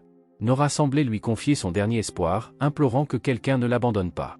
Marthe aida Nora à se relever, la soutenant avec précaution, car la vieille dame paraissait plus fragile que jamais. « Je prendrai soin de vous, quoi qu'il arrive, murmura Marthe, sa voix empreinte d'une promesse inébranlable. Nora prit une profonde inspiration et hocha la tête, son expression désolée s'adoucissant légèrement face aux paroles de Marthe, comme si elle se sentait soutenue, ne serait-ce qu'un instant. Henri, observant la scène avec une expression d'irritation contenue, croisa les bras et soupira de dédain. Avant de quitter la pièce, il se tourna vers Nora, sa voix tranchante comme une lame, et rappelle-toi, mère, je ne fais pas cela par cruauté, je le fais pour ton propre bien. J'espère que tu sauras apprécier ce que je fais pour toi. Ces mots déguisés en préoccupation résonnèrent dans l'esprit de Marthe comme la plus grande des ironies, une tentative cruelle de justifier le contrôle qu'il essayait d'imposer. Marthe sentit son sang bouillir face à la froideur des paroles d'Henri, mais elle resta silencieuse, sachant qu'une confrontation directe maintenant pourrait tout compromettre. Pourtant, son cœur battait de colère, et ses pensées hurlaient contre cette cruauté dissimulée sous un voile de fausse sollicitude. Se déguiser en bienveillance, gratitude, qui pense-t-il être pour exiger de la reconnaissance pour cette cruauté calculée ? Pensa Marthe, se contrôlant pour ne pas réagir. Nora, cependant, resta silencieuse, l'air dévasté, comme si elle n'avait plus la force de répondre à son propre fils. Dès qu'Henri quitta la pièce, Lydia poussa un soupir tremblant de soulagement, et finalement, la tension qu'elle retenait sembla céder.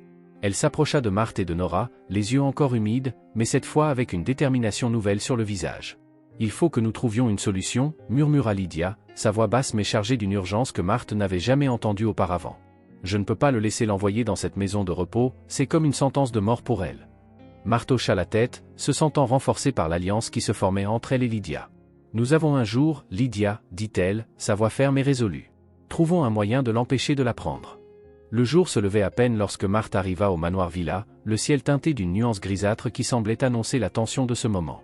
Elle n'arrivait généralement pas si tôt, mais quelque chose en elle pulsait avec urgence, comme si elle savait que ce jour serait crucial pour le sort de Nora.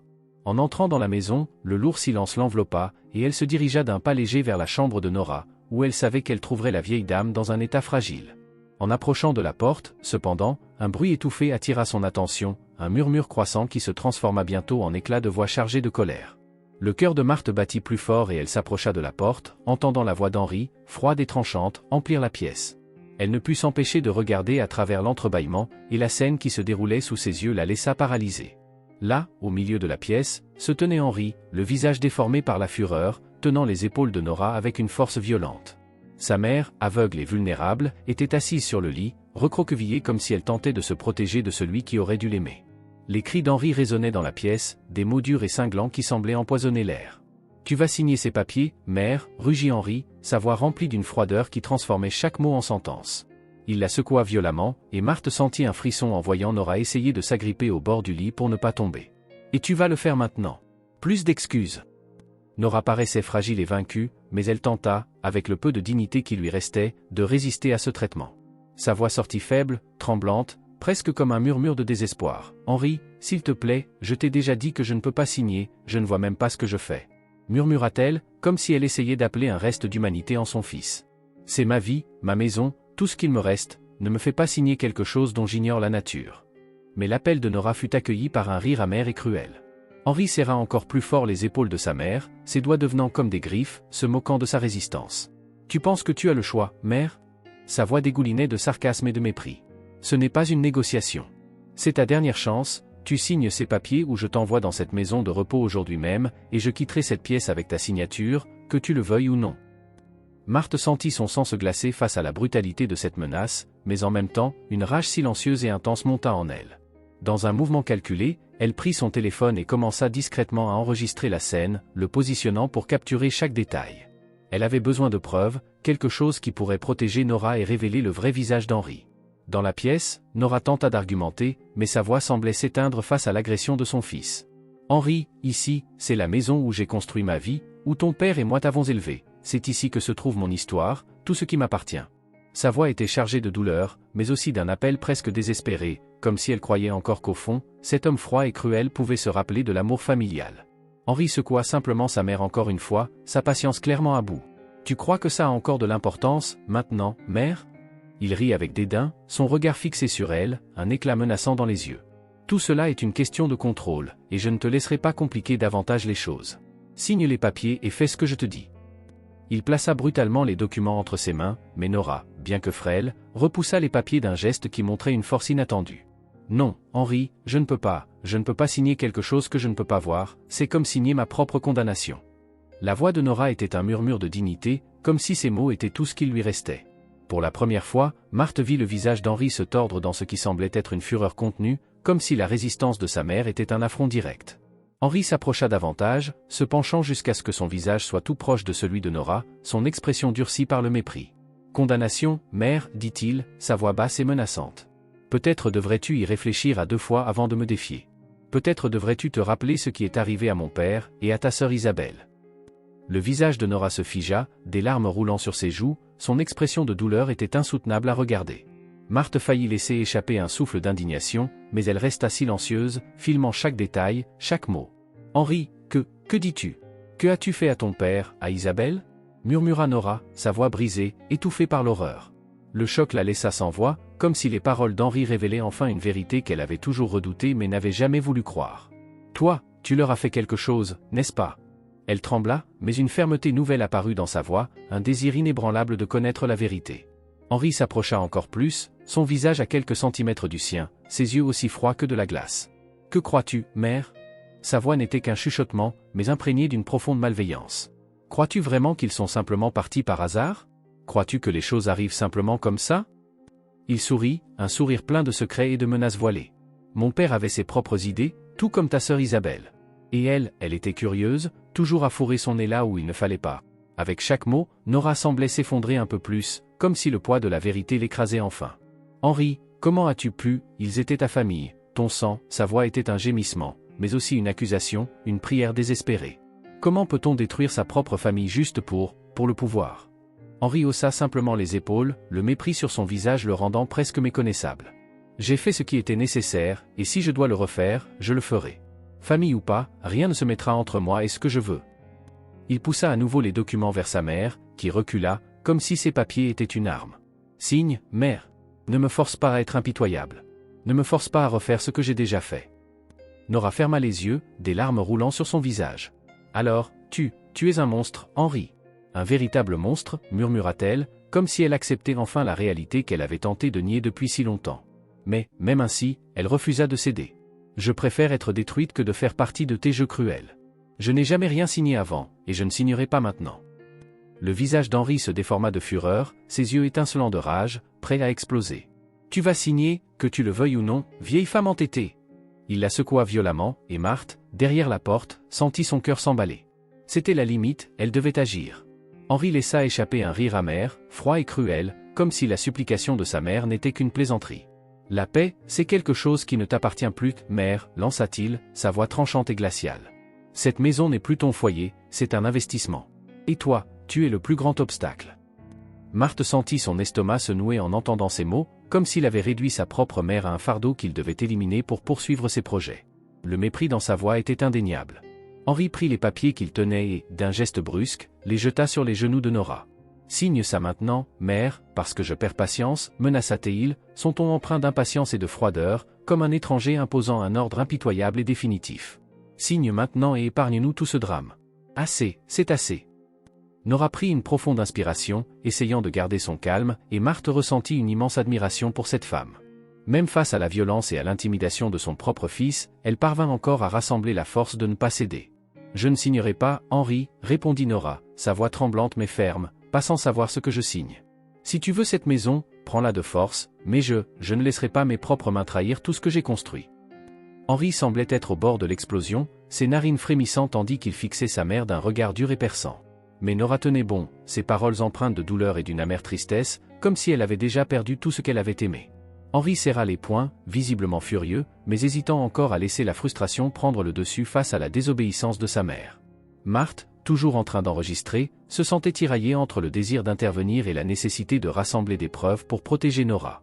Chaque mot d'Henri semblait plus cruel que le précédent, et le visage de la vieille dame reflétait une angoisse insupportable pour quiconque observait la scène. « Tu ne mérites pas cette femme comme mère, Henri », pensa Marthe, une rage silencieuse faisant trembler tout son corps. La vidéo continuait d'enregistrer chaque menace, chaque insulte, chaque geste violent du fil. Henri, à deux doigts d'exploser, le visage contorsionné par la haine, ouvrit la bouche pour dire quelque chose, mais il s'arrêta brusquement, ses yeux se plissant comme s'il sentait quelque chose d'anormal. Il regarda autour de lui, le regard soupçonneux, jusqu'à ce que ses yeux se fixent sur la porte, légèrement entr'ouverte. Le cœur de Marthe s'arrêta un instant alors qu'elle voyait les yeux d'Henri, féroces et alertes, se concentrer sur la fente de la porte, comme s'il percevait sa présence. Marthe tenta de rester immobile, tenant fermement le téléphone, mais la peur pulsa dans ses veines. Elle savait que s'il la découvrait là, tout pourrait être fini. Elle réalisa que le regard d'Henri se tournait dans sa direction, fixé sur la fente de la porte. Son cœur battait à tout rompre, la peur envahissant chaque fibre de son corps. Pendant un instant, elle pensa qu'il l'avait déjà découverte, mais dans un élan d'instinct de survie, elle recula rapidement, retirant le téléphone et prenant quelques pas légers en arrière, retenant à peine son souffle, avant de tourner les talons et de quitter le couloir aussi rapidement que possible.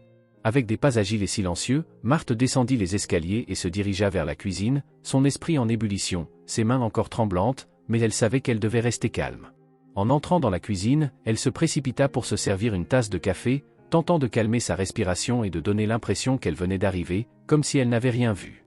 Ses yeux restaient fixés sur la porte, s'attendant à voir Henri apparaître d'un moment à l'autre, mais elle s'efforça de garder une expression sereine, comme si ce matin n'était qu'un matin ordinaire. Lorsqu'elle entendit des pas s'approcher, elle prit une profonde inspiration, serrant fermement sa tasse de café pour dissimuler son nervosité. Marthe tenait la tasse avec des mains encore tremblantes, essayant de garder une posture sereine tandis que chaque muscle de son corps était tendu, prêt à réagir. Son cœur battait intensément, mais elle lutta pour rester calme. En levant les yeux, elle vit Henri entrer dans la cuisine d'un pas ferme, son expression mêlant suspicion et froideur. Il l'observa d'un regard perçant, ses yeux scrutant chaque détail de sa posture comme s'il tentait de déceler un secret caché. « Vous êtes là depuis longtemps, infirmière ?» demanda-t-il, sa voix tranchante et directe, chargée de suspicion. Chaque mot semblait être une tentative de la tester, et Marthe savait que la moindre hésitation pourrait la trahir. Elle garda son ton de voix contrôlé, forçant la désinvolture. « Oui, je viens d'arriver. J'ai décidé d'aller directement à la cuisine pour prendre un café, répondit-elle, essayant de soutenir son regard sans vaciller. Elle sentait cependant que l'intensité du regard d'Henri rendait ses mots presque fragiles, comme s'il pouvait voir à travers eux. Henri plissa les yeux, analysant chaque nuance de sa réponse. Vraiment ? Sa voix était glaciale, et il la fixa, comme s'il s'attendait à ce que Marthe fléchisse sous le poids de sa présence. J'espère pour vous que vous êtes vraiment là seulement pour le café. Il y a certaines affaires qui ne concernent pas ceux qui sont ici simplement pour travailler. Les mots d'Henri étaient chargés d'ironie, et Marthe sentit l'air dans la cuisine devenir encore plus oppressant. Avant qu'elle ne puisse répondre, Lydia entra dans la cuisine, le visage marqué par l'appréhension. Elle regarda Henri, puis Marthe, percevant instantanément la tension dans l'air, comme quelqu'un entrant en pleine tempête. Lydia hésita un instant avant de finalement s'avancer, lançant un regard interrogateur à son mari, mais Henri tourna simplement son attention vers elle deux, ses yeux aussi froids que des lames, avant d'annoncer fermement. « Demain, ma mère sera emmenée à l'asile. Je m'attends à ce que vous en profitiez pour lui dire adieu et vous préparer. Il n'y a pas d'autre discussion à ce sujet. » Les mots tombèrent comme une sentence, chaque syllabe aussi tranchante qu'un couteau. Marthe et Lydia échangèrent un regard lourd, comme si elles savaient toutes deux que c'était une bataille décisive.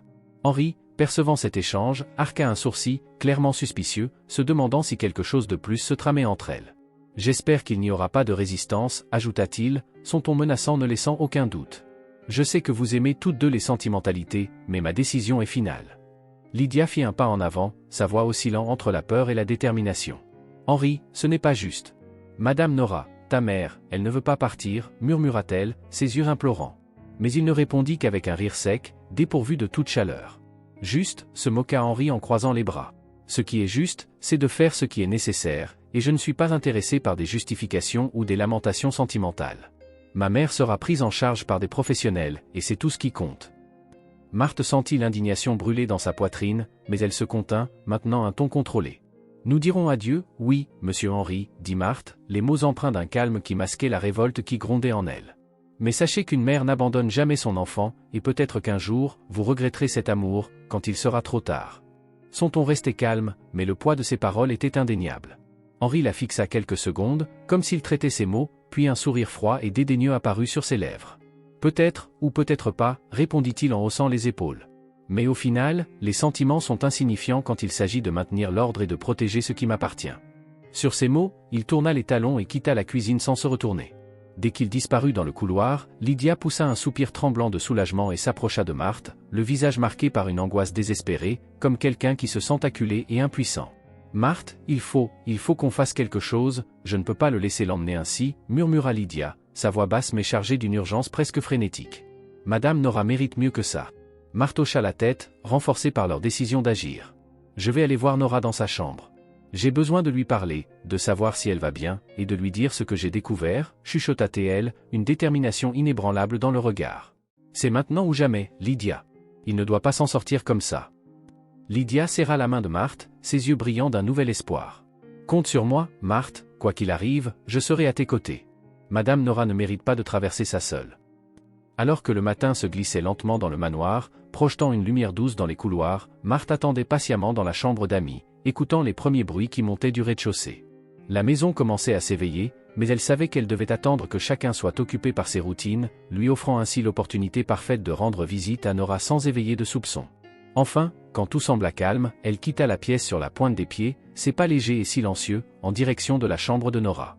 Son esprit était habité par un mélange d'anxiété et de détermination, et l'idée que ce puisse être la dernière chance de parler à la vieille dame avant qu'Henry ne l'emmène définitivement la pousser en avant. En ouvrant la porte de la chambre, Marthe retint son souffle. Nora était assise au bord du lit, les épaules voûtées sous le poids d'une vie marquée par la douleur et la solitude. Ses yeux, bien qu'aveugles, semblaient fixés sur un point indéfini devant elle, comme s'ils étaient plongés dans des souvenirs qu'elle seule pouvait voir. Des larmes silencieuses coulaient le long de son visage, traçant des lignes de souffrance aussi anciennes qu'elle. Marthe perçut la fragilité de Nora, mais elle vit aussi que, derrière cette apparence accablée, se cachait une force résiliente qui résistait à la cruauté d'Henry. Elle s'approcha doucement, ressentant la douleur de Nora comme une douleur palpable. Elle s'assit à ses côtés et lui prit doucement la main, froide et ridée. « Madame Nora, » murmura-t-elle, sa voix empreinte d'inquiétude, « est-ce que tout va bien ? Je n'ai pas pu m'empêcher de remarquer que vous souffrez.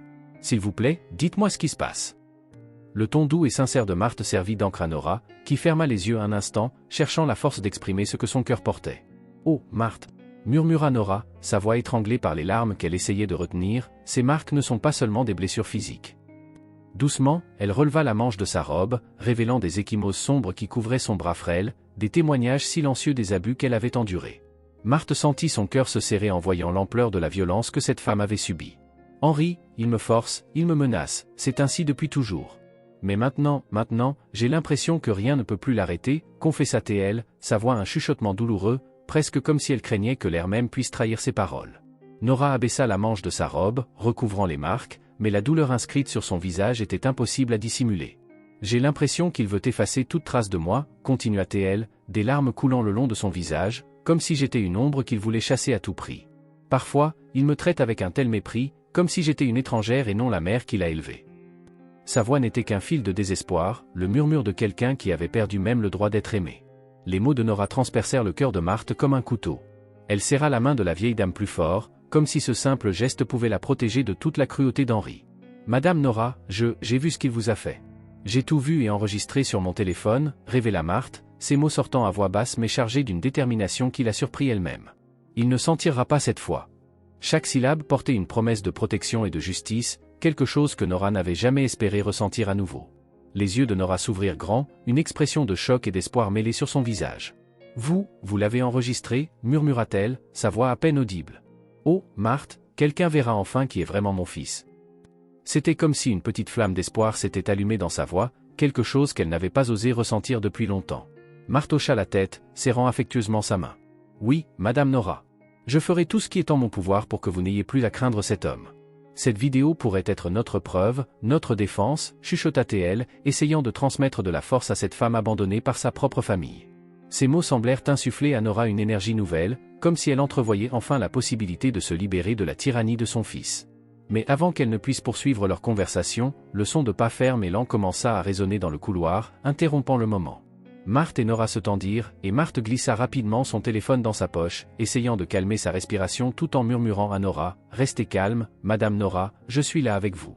La porte s'ouvrit et Henri entra dans la pièce, son visage transformé en un masque de fausse bienveillance, ses yeux prenant une expression de douceur feinte. « Maman, que se passe-t-il ici » demanda-t-il, sa voix sirupeuse, comme s'il était le fils le plus dévoué et attentif. Marthe réprima l'envie de le confronter immédiatement et resta calme, murmurant seulement à Nora « Ne vous inquiétez pas, je suis là ». Henri dirigea son regard vers Marthe, ses yeux évaluateurs semblant scruter chaque détail, comme s'il cherchait quelque chose d'inhabituel. Il y avait une lueur menaçante dans ses yeux, un avertissement silencieux qu'il soupçonnait quelque chose. « Marthe, commença-t-il, son ton subtilement menaçant, je ne savais pas que vous étiez là. C'est le matin, et je m'attendais à ce que ma mère se repose. » Marthe prit une profonde inspiration, gardant son calme et répondit doucement, sans baisser les yeux, « Je suis juste venu m'assurer que Madame Nora allait bien, puisque demain, eh bien, demain sera une journée difficile pour elle. » Sa voix était contrôlée, mais chaque mot portait un sous-entendu de résistance, comme si elle voulait lui faire comprendre que sa loyauté allait à Nora, et non à lui.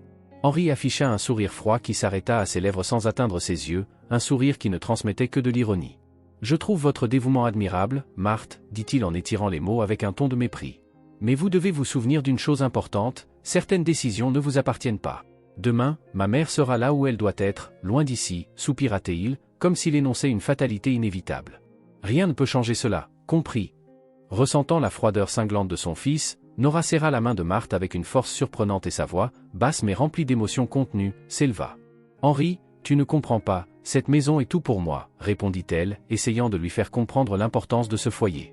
Ici sont les souvenirs de ma vie, de ton enfance, de notre passé, et Marthe est là pour me donner le soutien que toi, en tant que fils, tu devrais m'offrir. Mais ne... Ces mots étaient une supplication, mêlée à un déversement amer de douleur et de désespoir. Henri éclata de rire, un son sec, dépourvu de toute trace d'affection ou de compassion, comme si les paroles de sa mère n'étaient qu'un délire insensé. « Maman, tu parles comme si cette maison avait une importance pour le monde, comme si c'était un temple sacré, dit-il en roulant des yeux. Mais la vérité, c'est que ce ne sont que des souvenirs, des encombrements d'un temps qui n'a plus de valeur. » Il s'arrêta, ses yeux froids fixés sur elle. « Ces souvenirs ne m'empêcheront pas de faire ce que je dois faire. » Marthe observait la scène, le cœur battant, et contenant sa colère, elle décida de risquer une dernière remarque avant de se retirer. « Peut-être que pour le monde, cette maison ne signifie rien, Henri, dit-elle en choisissant chaque mot avec fermeté, mais pour Madame Nora, cette maison représente tout, une partie de sa vie et de son histoire. » Ses yeux brillaient de détermination, transmettant l'intensité de son ressenti. C'est son foyer, l'endroit où elle a élevé sa famille, et cela mérite le respect, que vous le compreniez ou non. Les yeux d'Henri s'illuminèrent d'un ressentiment contenu, et il se pencha légèrement en avant, son visage froid et menaçant. Les paroles de Marthe semblaient le provoquer, comme si elle l'avait défié ouvertement. Il resta silencieux quelques instants, observant les deux femmes, son regard méfiant et scrutateur. Finalement, il se redressa, un sourire amer aux lèvres. « Eh bien, dites donc vos adieux, dit-il d'une voix tranchante, parce que demain, mère, tu iras à la maison de repos. Inutile d'insister. » La tension dans le manoir semblait augmenter d'un instant à l'autre, et Marthe sentit son cœur battre plus fort après les menaces d'Henri. Il semblait résolu à ne montrer aucune pitié, déterminé à garder Nora prisonnière de son pouvoir. Chaque mot qu'il avait prononcé plus tôt semblait une sentence irrévocable, mais Marthe savait qu'elle ne pouvait pas laisser Nora sans défense, pas après tout ce qu'elle avait vu. Ce n'était plus seulement une lutte pour la propriété ou un conflit familial, c'était une lutte pour la vie et la dignité d'une femme victime de son propre fils.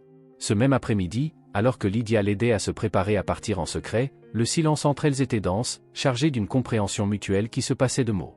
C'était une alliance silencieuse, une union de forces que seule l'urgence de la situation pouvait provoquer. Lydia, au teint pâle et aux yeux cernés, guida Marthe à travers les corridors sombres jusqu'à une sortie peu utilisée, loin des regards d'Henri. À chaque pas, une douleur sourde traversait le corps de Lydia, mais elle cachait son inconfort, s'appuyant contre les murs et tenant fermement le bras de Marthe pour éviter de flancher. « Va vite, Marthe, murmura Lydia, sa voix étouffée alors qu'elle tentait d'ignorer la douleur croissante qui commençait à consumer ses forces. Nous avons besoin d'aide avant qu'ils ne détruisent complètement ce qui reste de cette famille. » La force des mots de Lydia toucha Marthe en plein cœur, qui savait que la situation était urgente et que Lydia risquait sa propre santé pour servir la justice. Marthe hocha la tête, ses yeux reflétant une détermination qu'elle n'avait jamais ressentie avec une telle intensité. Dans un geste rapide, elle dissimula le téléphone contenant les preuves dans la poche de son manteau, sachant que cet enregistrement était sa meilleure arme contre Henri. « Je ferai tout ce qu'il faudra, Lydia. » Retourne au manoir et essaie de dissimuler la situation, mais s'il te plaît, prends soin de toi, répondit Marthe d'une voix ferme mais légèrement tremblante d'inquiétude. Les deux femmes se regardèrent un instant, et Marthe serra les mains de Lydia avec force, comme si elle voulait transmettre du courage à elles deux. Lydia força un sourire, bien que chaque mot sortit avec difficulté à cause de la douleur. « Je m'occuperai de tout ici, vas-y vite », dit-elle avec une détermination qui contrastait avec son état de fragilité. Le visage de Lydia trahissait la douleur qu'elle tentait d'ignorer, mais elle resta ferme jusqu'à ce qu'elle voie Marthe sortir par la porte latérale, lui lançant un dernier regard encourageant avant de retourner au manoir, tentant de dissimuler sa détresse. Dès qu'elle quitta le manoir, Marthe se mit à courir dans les rues en direction du poste de police, la peur d'être découverte la poussant davantage, et son cœur battant à un rythme effréné, chaque pulsation lui rappelant que chaque seconde était cruciale. En arrivant au poste de police, elle fut accueillie par un détective à l'air sévère qui, remarquant son urgence, l'observa attentivement. Sans perdre de temps, Marthe ouvrit son téléphone et montra la vidéo qu'elle avait enregistrée. « J'ai des preuves des abus et de la manipulation d'Henri. Il ne peut pas rester impuni, dit-elle, sa voix tremblante mais empreinte d'une fermeté qui impressionna le détective. Il observa chaque détail de la vidéo, et son visage devint de plus en plus sombre. « Ces images sont suffisantes pour une enquête d'urgence, répondit le détective, déjà en train de décrocher le téléphone pour mobiliser l'équipe. Marthe poussa un soupir de soulagement, mais à ce moment-là, le détective reçut un appel urgent. Son expression se durcit et il regarda Marthe avec un regard inquiet et résolu. « Il se passe quelque chose au manoir. Nous devons agir vite, annonça-t-il, et les agents commencèrent à s'organiser pour une intervention immédiate. Venez, Marthe. Chaque seconde compte, la sécurité de tous là-bas dépend de notre arrivée. » La tension était si dense qu'elle semblait suffoquer l'air du manoir.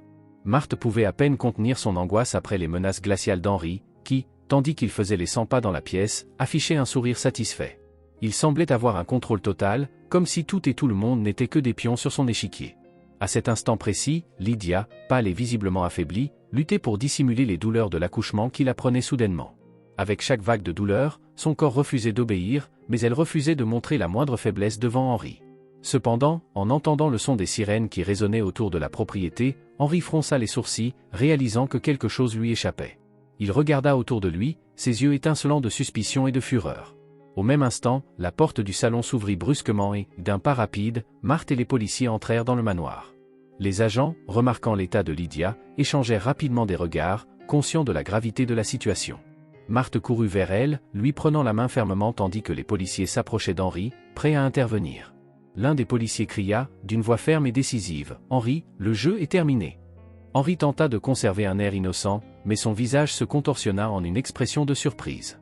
Il se tourna, essayant d'argumenter, mais Lydia, même avec des douleurs intenses, leva le regard et le pointa du doigt avec un mélange de mépris et de courage.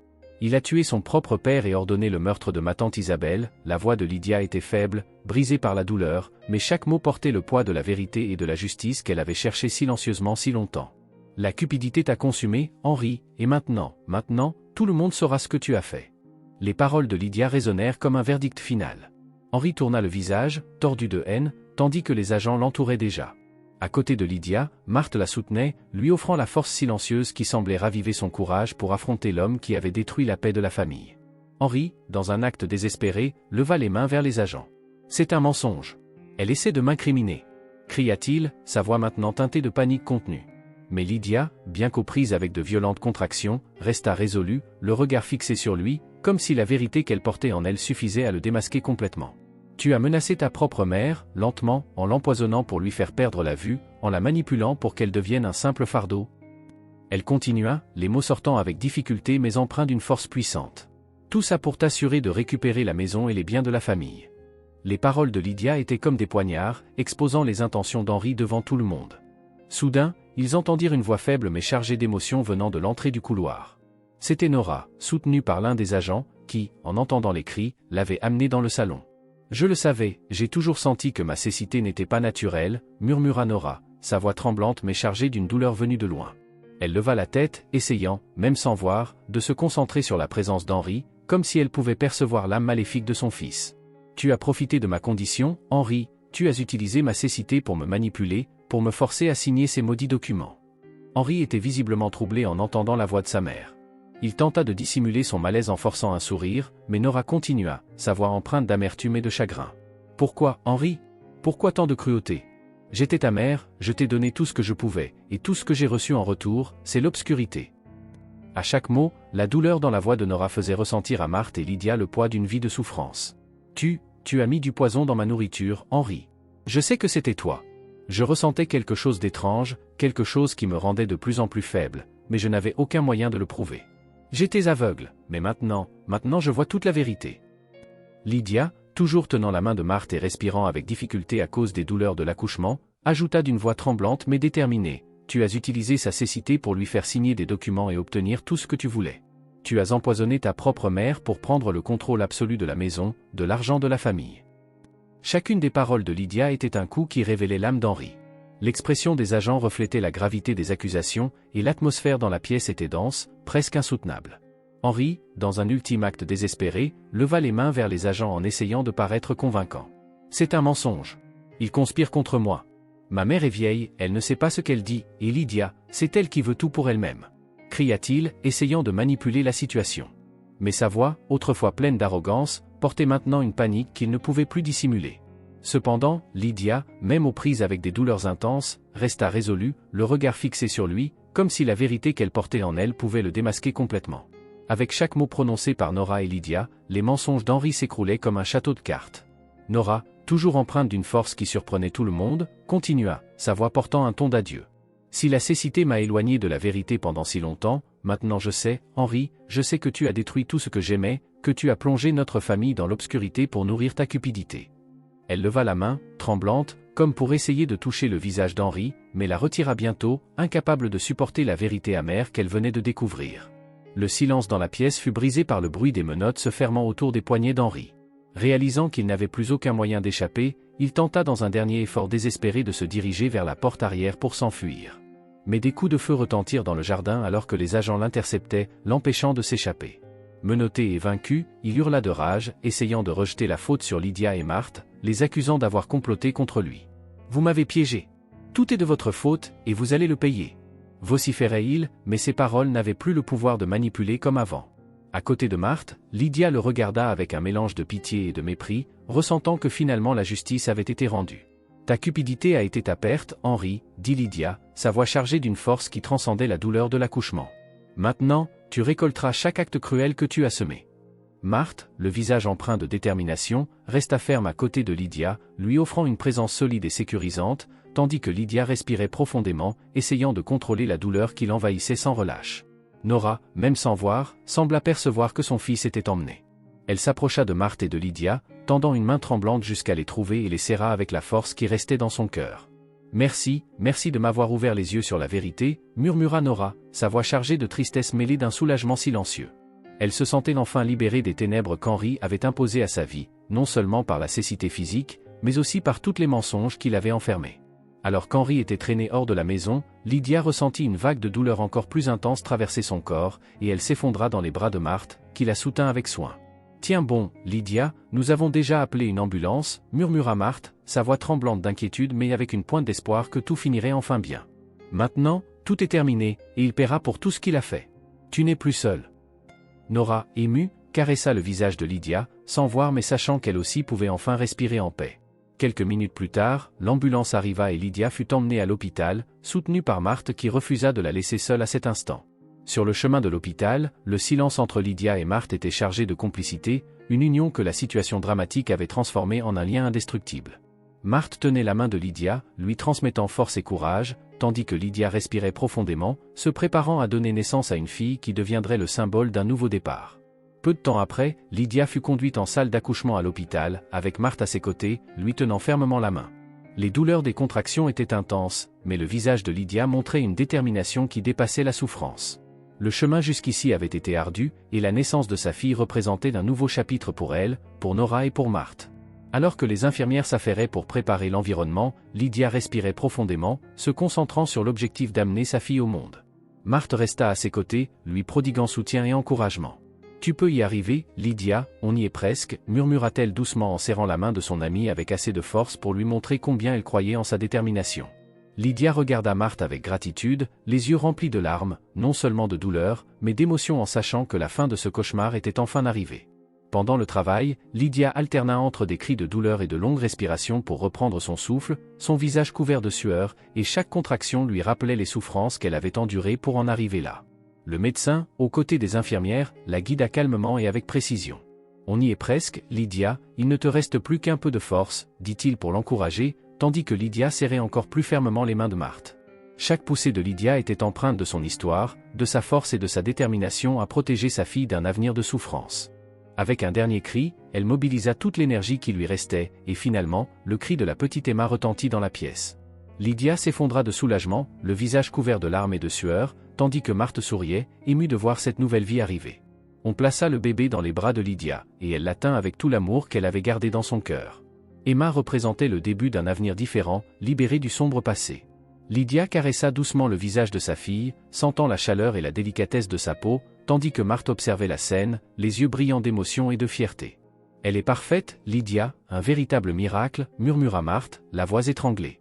Lydia sourit, épuisée mais remplie de bonheur, regardant Marthe et disant d'une voix douce, « Emma est notre chance de recommencer, Marthe, et je promets que rien ne l'éloignera de la lumière. » La présence d'Emma remplissait la pièce d'espoir, et Lydia ressentit une paix qu'elle n'avait pas connue depuis longtemps. Après des semaines d'un nouveau rythme de vie, le manoir Villa était enfin enveloppé dans une atmosphère de paix. Le temps avait apporté renouveau et guérison, et chaque coin de la maison semblait respirer la tranquillité. Dans la salle à manger, Marthe aida Nora à s'installer sur sa chaise, sa posture était plus droite, et son visage montrait une santé qui n'avait pas été vue depuis longtemps. La dame, désormais en meilleure forme, laissa ses doigts fins glisser sur la surface de la table, comme si elle redécouvrait un environnement familier qui lui avait été refusé pendant si longtemps. « C'est comme si chaque détail de cette maison me racontait une histoire oubliée », murmura Nora, la voix chargée d'émotion. Marthe sourit, émue de voir la lente mais constante récupération de Nora. Elle ressentait une profonde gratitude d'avoir été témoin de la transformation de cette famille et d'en avoir fait partie. Un instant plus tard, Lydia entra dans la pièce avec sa fille nouveau-née, Emma, dans les bras. Ses yeux brillaient d'une lueur nouvelle, un soulagement que les circonstances leur permettaient enfin. Emma était le symbole d'un nouveau départ, un futur sans les ombres du passé. « Maman, regarde, Emma est prête pour le dîner », dit Lydia, sa voix douce en s'asseyant à côté de Nora, qui tendit la main tremblante pour toucher le visage délicat de sa petite fille. Nora, émue, caressa le visage d'Emma, sentant la chaleur de cette vie minuscule. « Elle est si fragile, et pourtant si forte », murmura-t-elle, comme si elle pouvait sentir l'intensité de l'âme d'Emma à chaque toucher. Pendant le dîner, Nora ressentit quelque chose de différent. L'arôme des plats préparés par Marthe lui était si familier qu'il semblait réveiller des souvenirs vifs du passé, et, à sa grande surprise, elle remarqua que certaines ombres commençaient à disparaître devant ses yeux. « Marthe, je crois que je vois quelque chose », chuchota Nora, presque en craignant de rompre ce moment magique. Marthe et Lydia échangèrent un regard, leurs yeux brillants d'espoir et de bonheur.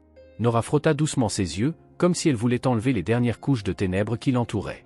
Elle leva les yeux vers le plafond, ses yeux tentant de se concentrer sur les ombres et la lumière qui commençaient à dessiner l'environnement autour d'elle. « C'est comme un miracle, la lumière revient, comme si tout ce que j'ai vécu n'était qu'une longue nuit, » dit Nora, la voix étranglée, touchant le visage de Marthe avec une gratitude silencieuse. Marthe prit la main de Nora, ses yeux brillants, ressentant l'impact de ce moment. « Madame Nora, vous avez une force incomparable. C'est la lumière d'un nouveau départ, et vous méritez de voir chaque détail de cette nouvelle phase. » Lydia observait en silence, absorbant la scène tout en caressant Emma dans ses bras. La paix et la sérénité qui emplissaient l'atmosphère étaient tout ce qu'elle avait rêvé pour sa fille. Emma a apporté la paix dans cette maison, et c'est ce qu'elle connaîtra, l'amour et l'unité, murmura Lydia, déterminée à faire de ce foyer un véritable refuge. Le dîner se poursuivit calmement mais avec émotion, les souvenirs qui refaisaient surface avec l'odeur et le goût des plats semblaient soulager l'âme de Nora, qui se sentait enfin libérée de la peur. Elle sourit en se remémorant des moments de son passé, puis, en regardant Marthe et Lydia, elle déclara fermement « Je veux utiliser ma fortune pour aider les femmes qui, comme moi, ont été victimes d'abus, de manipulation et de souffrance. Il faut que je transforme cette douleur en quelque chose qui guérisse d'autres âmes. » Marthe hocha la tête, émue par le renouveau de Nora et son nouvel objectif. « Votre exemple inspirera d'autres personnes, Madame Nora. Vous apportez la lumière là où il y avait autrefois des ténèbres. » Les mots de Marthe n'étaient pas seulement des encouragements. Ils célébraient tout ce qu'elles avaient surmonté ensemble. Lydia se sentait réconfortée, sachant qu'Emma grandirait dans un environnement de compassion et de force, entourée de femmes qui avaient lutté et triomphé contre toutes les adversités. Nora sourit, ses yeux illuminés d'une nouvelle lueur. « Et je veux que tu restes ici, Marthe, non pas comme une aide-soignante, mais comme une amie et une partie de cette famille. » Cette déclaration fit battre le cœur de Marthe à toute allure. Elle, qui avait tant craint de perdre son rôle dans cette maison, recevait maintenant la plus grande des reconnaissances, faire partie de la famille qu'elle avait aidé à reconstruire. Lydia regarda sa belle-mère, surprise par cette décision. « Oui, Marthe fait partie de notre histoire. Elle sera toujours la bienvenue parmi nous. » Une émotion profonde emplit l'air, transformant la douleur du passé en une nouvelle force. Avec Emma endormie dans ses bras, Lydia regarda sa belle-mère et Marthe, et le regard partagé entre les trois était un regard de complicité, comme si chacune promettait aux autres de continuer à protéger et à prendre soin de ce nouveau foyer. Cependant, une dernière question pesait encore sur le cœur de Nora. Poussant un profond soupir, elle brisa le silence et révéla le souhait qu'elle avait évité de mentionner depuis l'emprisonnement d'Henri. « Je veux rendre visite à mon fils en prison. J'ai besoin de le voir, de comprendre jusqu'où ma propre chair et mon propre sang ont été capables d'aller. » La confession prit Marthe et Lydia par surprise, mais toutes deux comprirent l'importance de cette clôture pour Nora. Lydia regarda sa fille endormie dans ses bras, puis dit d'une voix hésitante, « Et peut-être qu'Emma devrait rencontrer son père, même si cela signifie simplement lui montrer ce qu'elle doit éviter dans sa propre vie. » Marthe resta silencieuse un moment, réfléchissant à la demande de Nora et Lydia. Elle savait que leur douloureux passé nécessitait encore un certain type de clôture. « Si c'est votre souhait, je serai à vos côtés pour vous soutenir, » dit Marthe d'une voix ferme mais empathique. Pour elle, ce moment marquait la fermeture d'une blessure profonde et l'ouverture d'un nouveau cycle.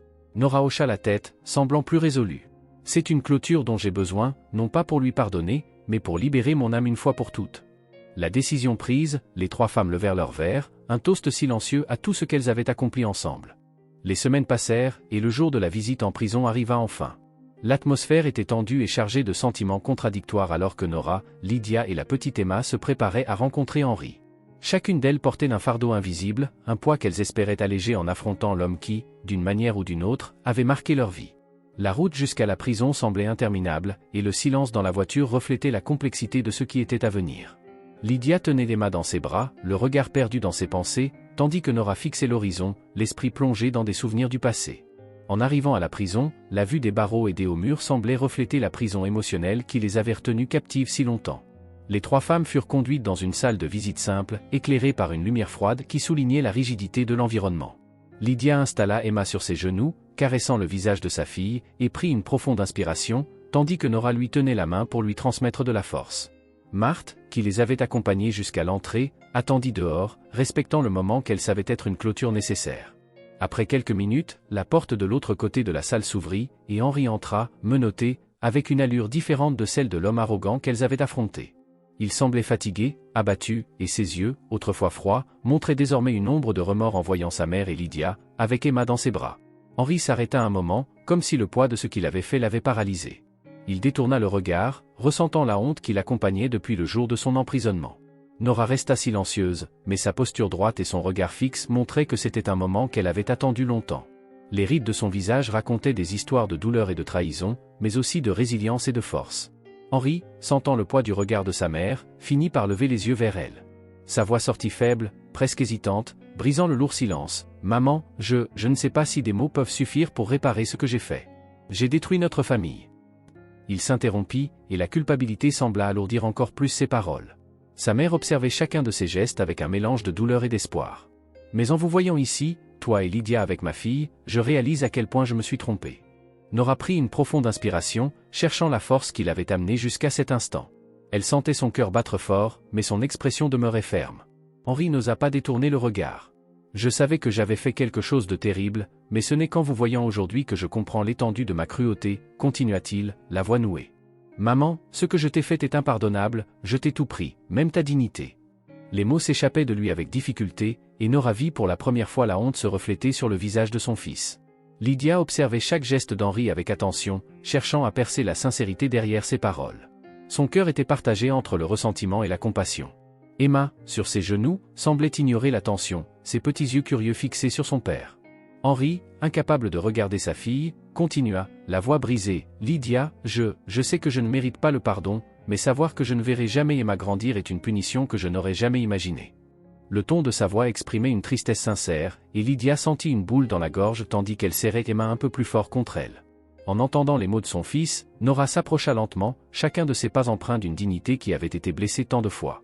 « Henri, pendant si longtemps, tu m'as gardé dans l'ombre, aveugle physiquement et émotionnellement, » commença-t-elle, sa voix stable mais remplie de douleur. « Je t'ai fait confiance, et tu m'as volé ma vue, ma paix, ma confiance.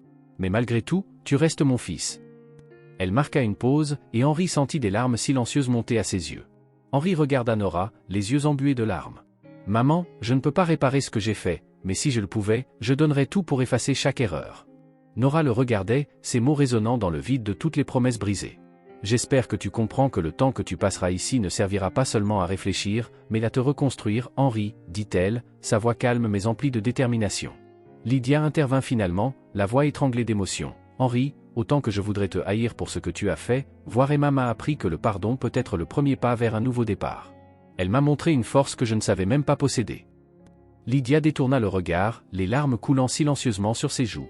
Je veux qu'Emma connaisse son père, mais je veux aussi qu'elle sache ce qu'il a fait, afin qu'elle grandisse avec la vérité mais aussi avec de la compassion, en comprenant que les erreurs existent et que le pardon est possible. Henri écoutait chaque mot comme des flèches qui perçaient son âme. Les paroles de Lydia le touchèrent profondément, et il ressentit une sorte de soulagement, comme si ces mots ouvraient une fissure de lumière au milieu des ténèbres dans lesquelles il se trouvait. Lydia, je ne mérite pas ton pardon, et peut-être que je ne l'aurai jamais, mais je te remercie. Merci de donner à ma fille une chance de voir quelque chose de bon en moi. Il regarda sa fille dans les bras de Lydia, son regard perdu dans le remords. Je donnerais n'importe quoi pour revenir en arrière et être le père qu'elle mérite. Nora, sentant que le moment de la clôture était enfin arrivé, fit un pas en avant et tendit la main vers son fils, trouvant son visage à travers son toucher comme pour redécouvrir le fils qu'elle avait autrefois aimé. Henri, tu auras beaucoup de temps pour réfléchir et comprendre le vrai sens de l'amour et de la responsabilité. Elle prit une profonde inspiration, sentant la chaleur de la peau de son fils sous sa main, mais désormais sans la même confiance qu'auparavant. Utilise ce temps pour devenir quelqu'un dont Emma pourra être fière, même de loin.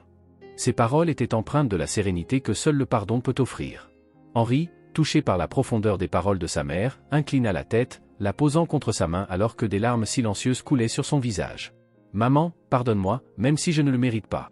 Tu n'as pas besoin de le faire, mais s'il te plaît, donne-moi cette chance de devenir un jour quelqu'un digne de ton amour. » Sa voix était un murmure, presque un regret, alors qu'il ressentait la paix silencieuse de ce moment, malgré la douleur qui le consumait.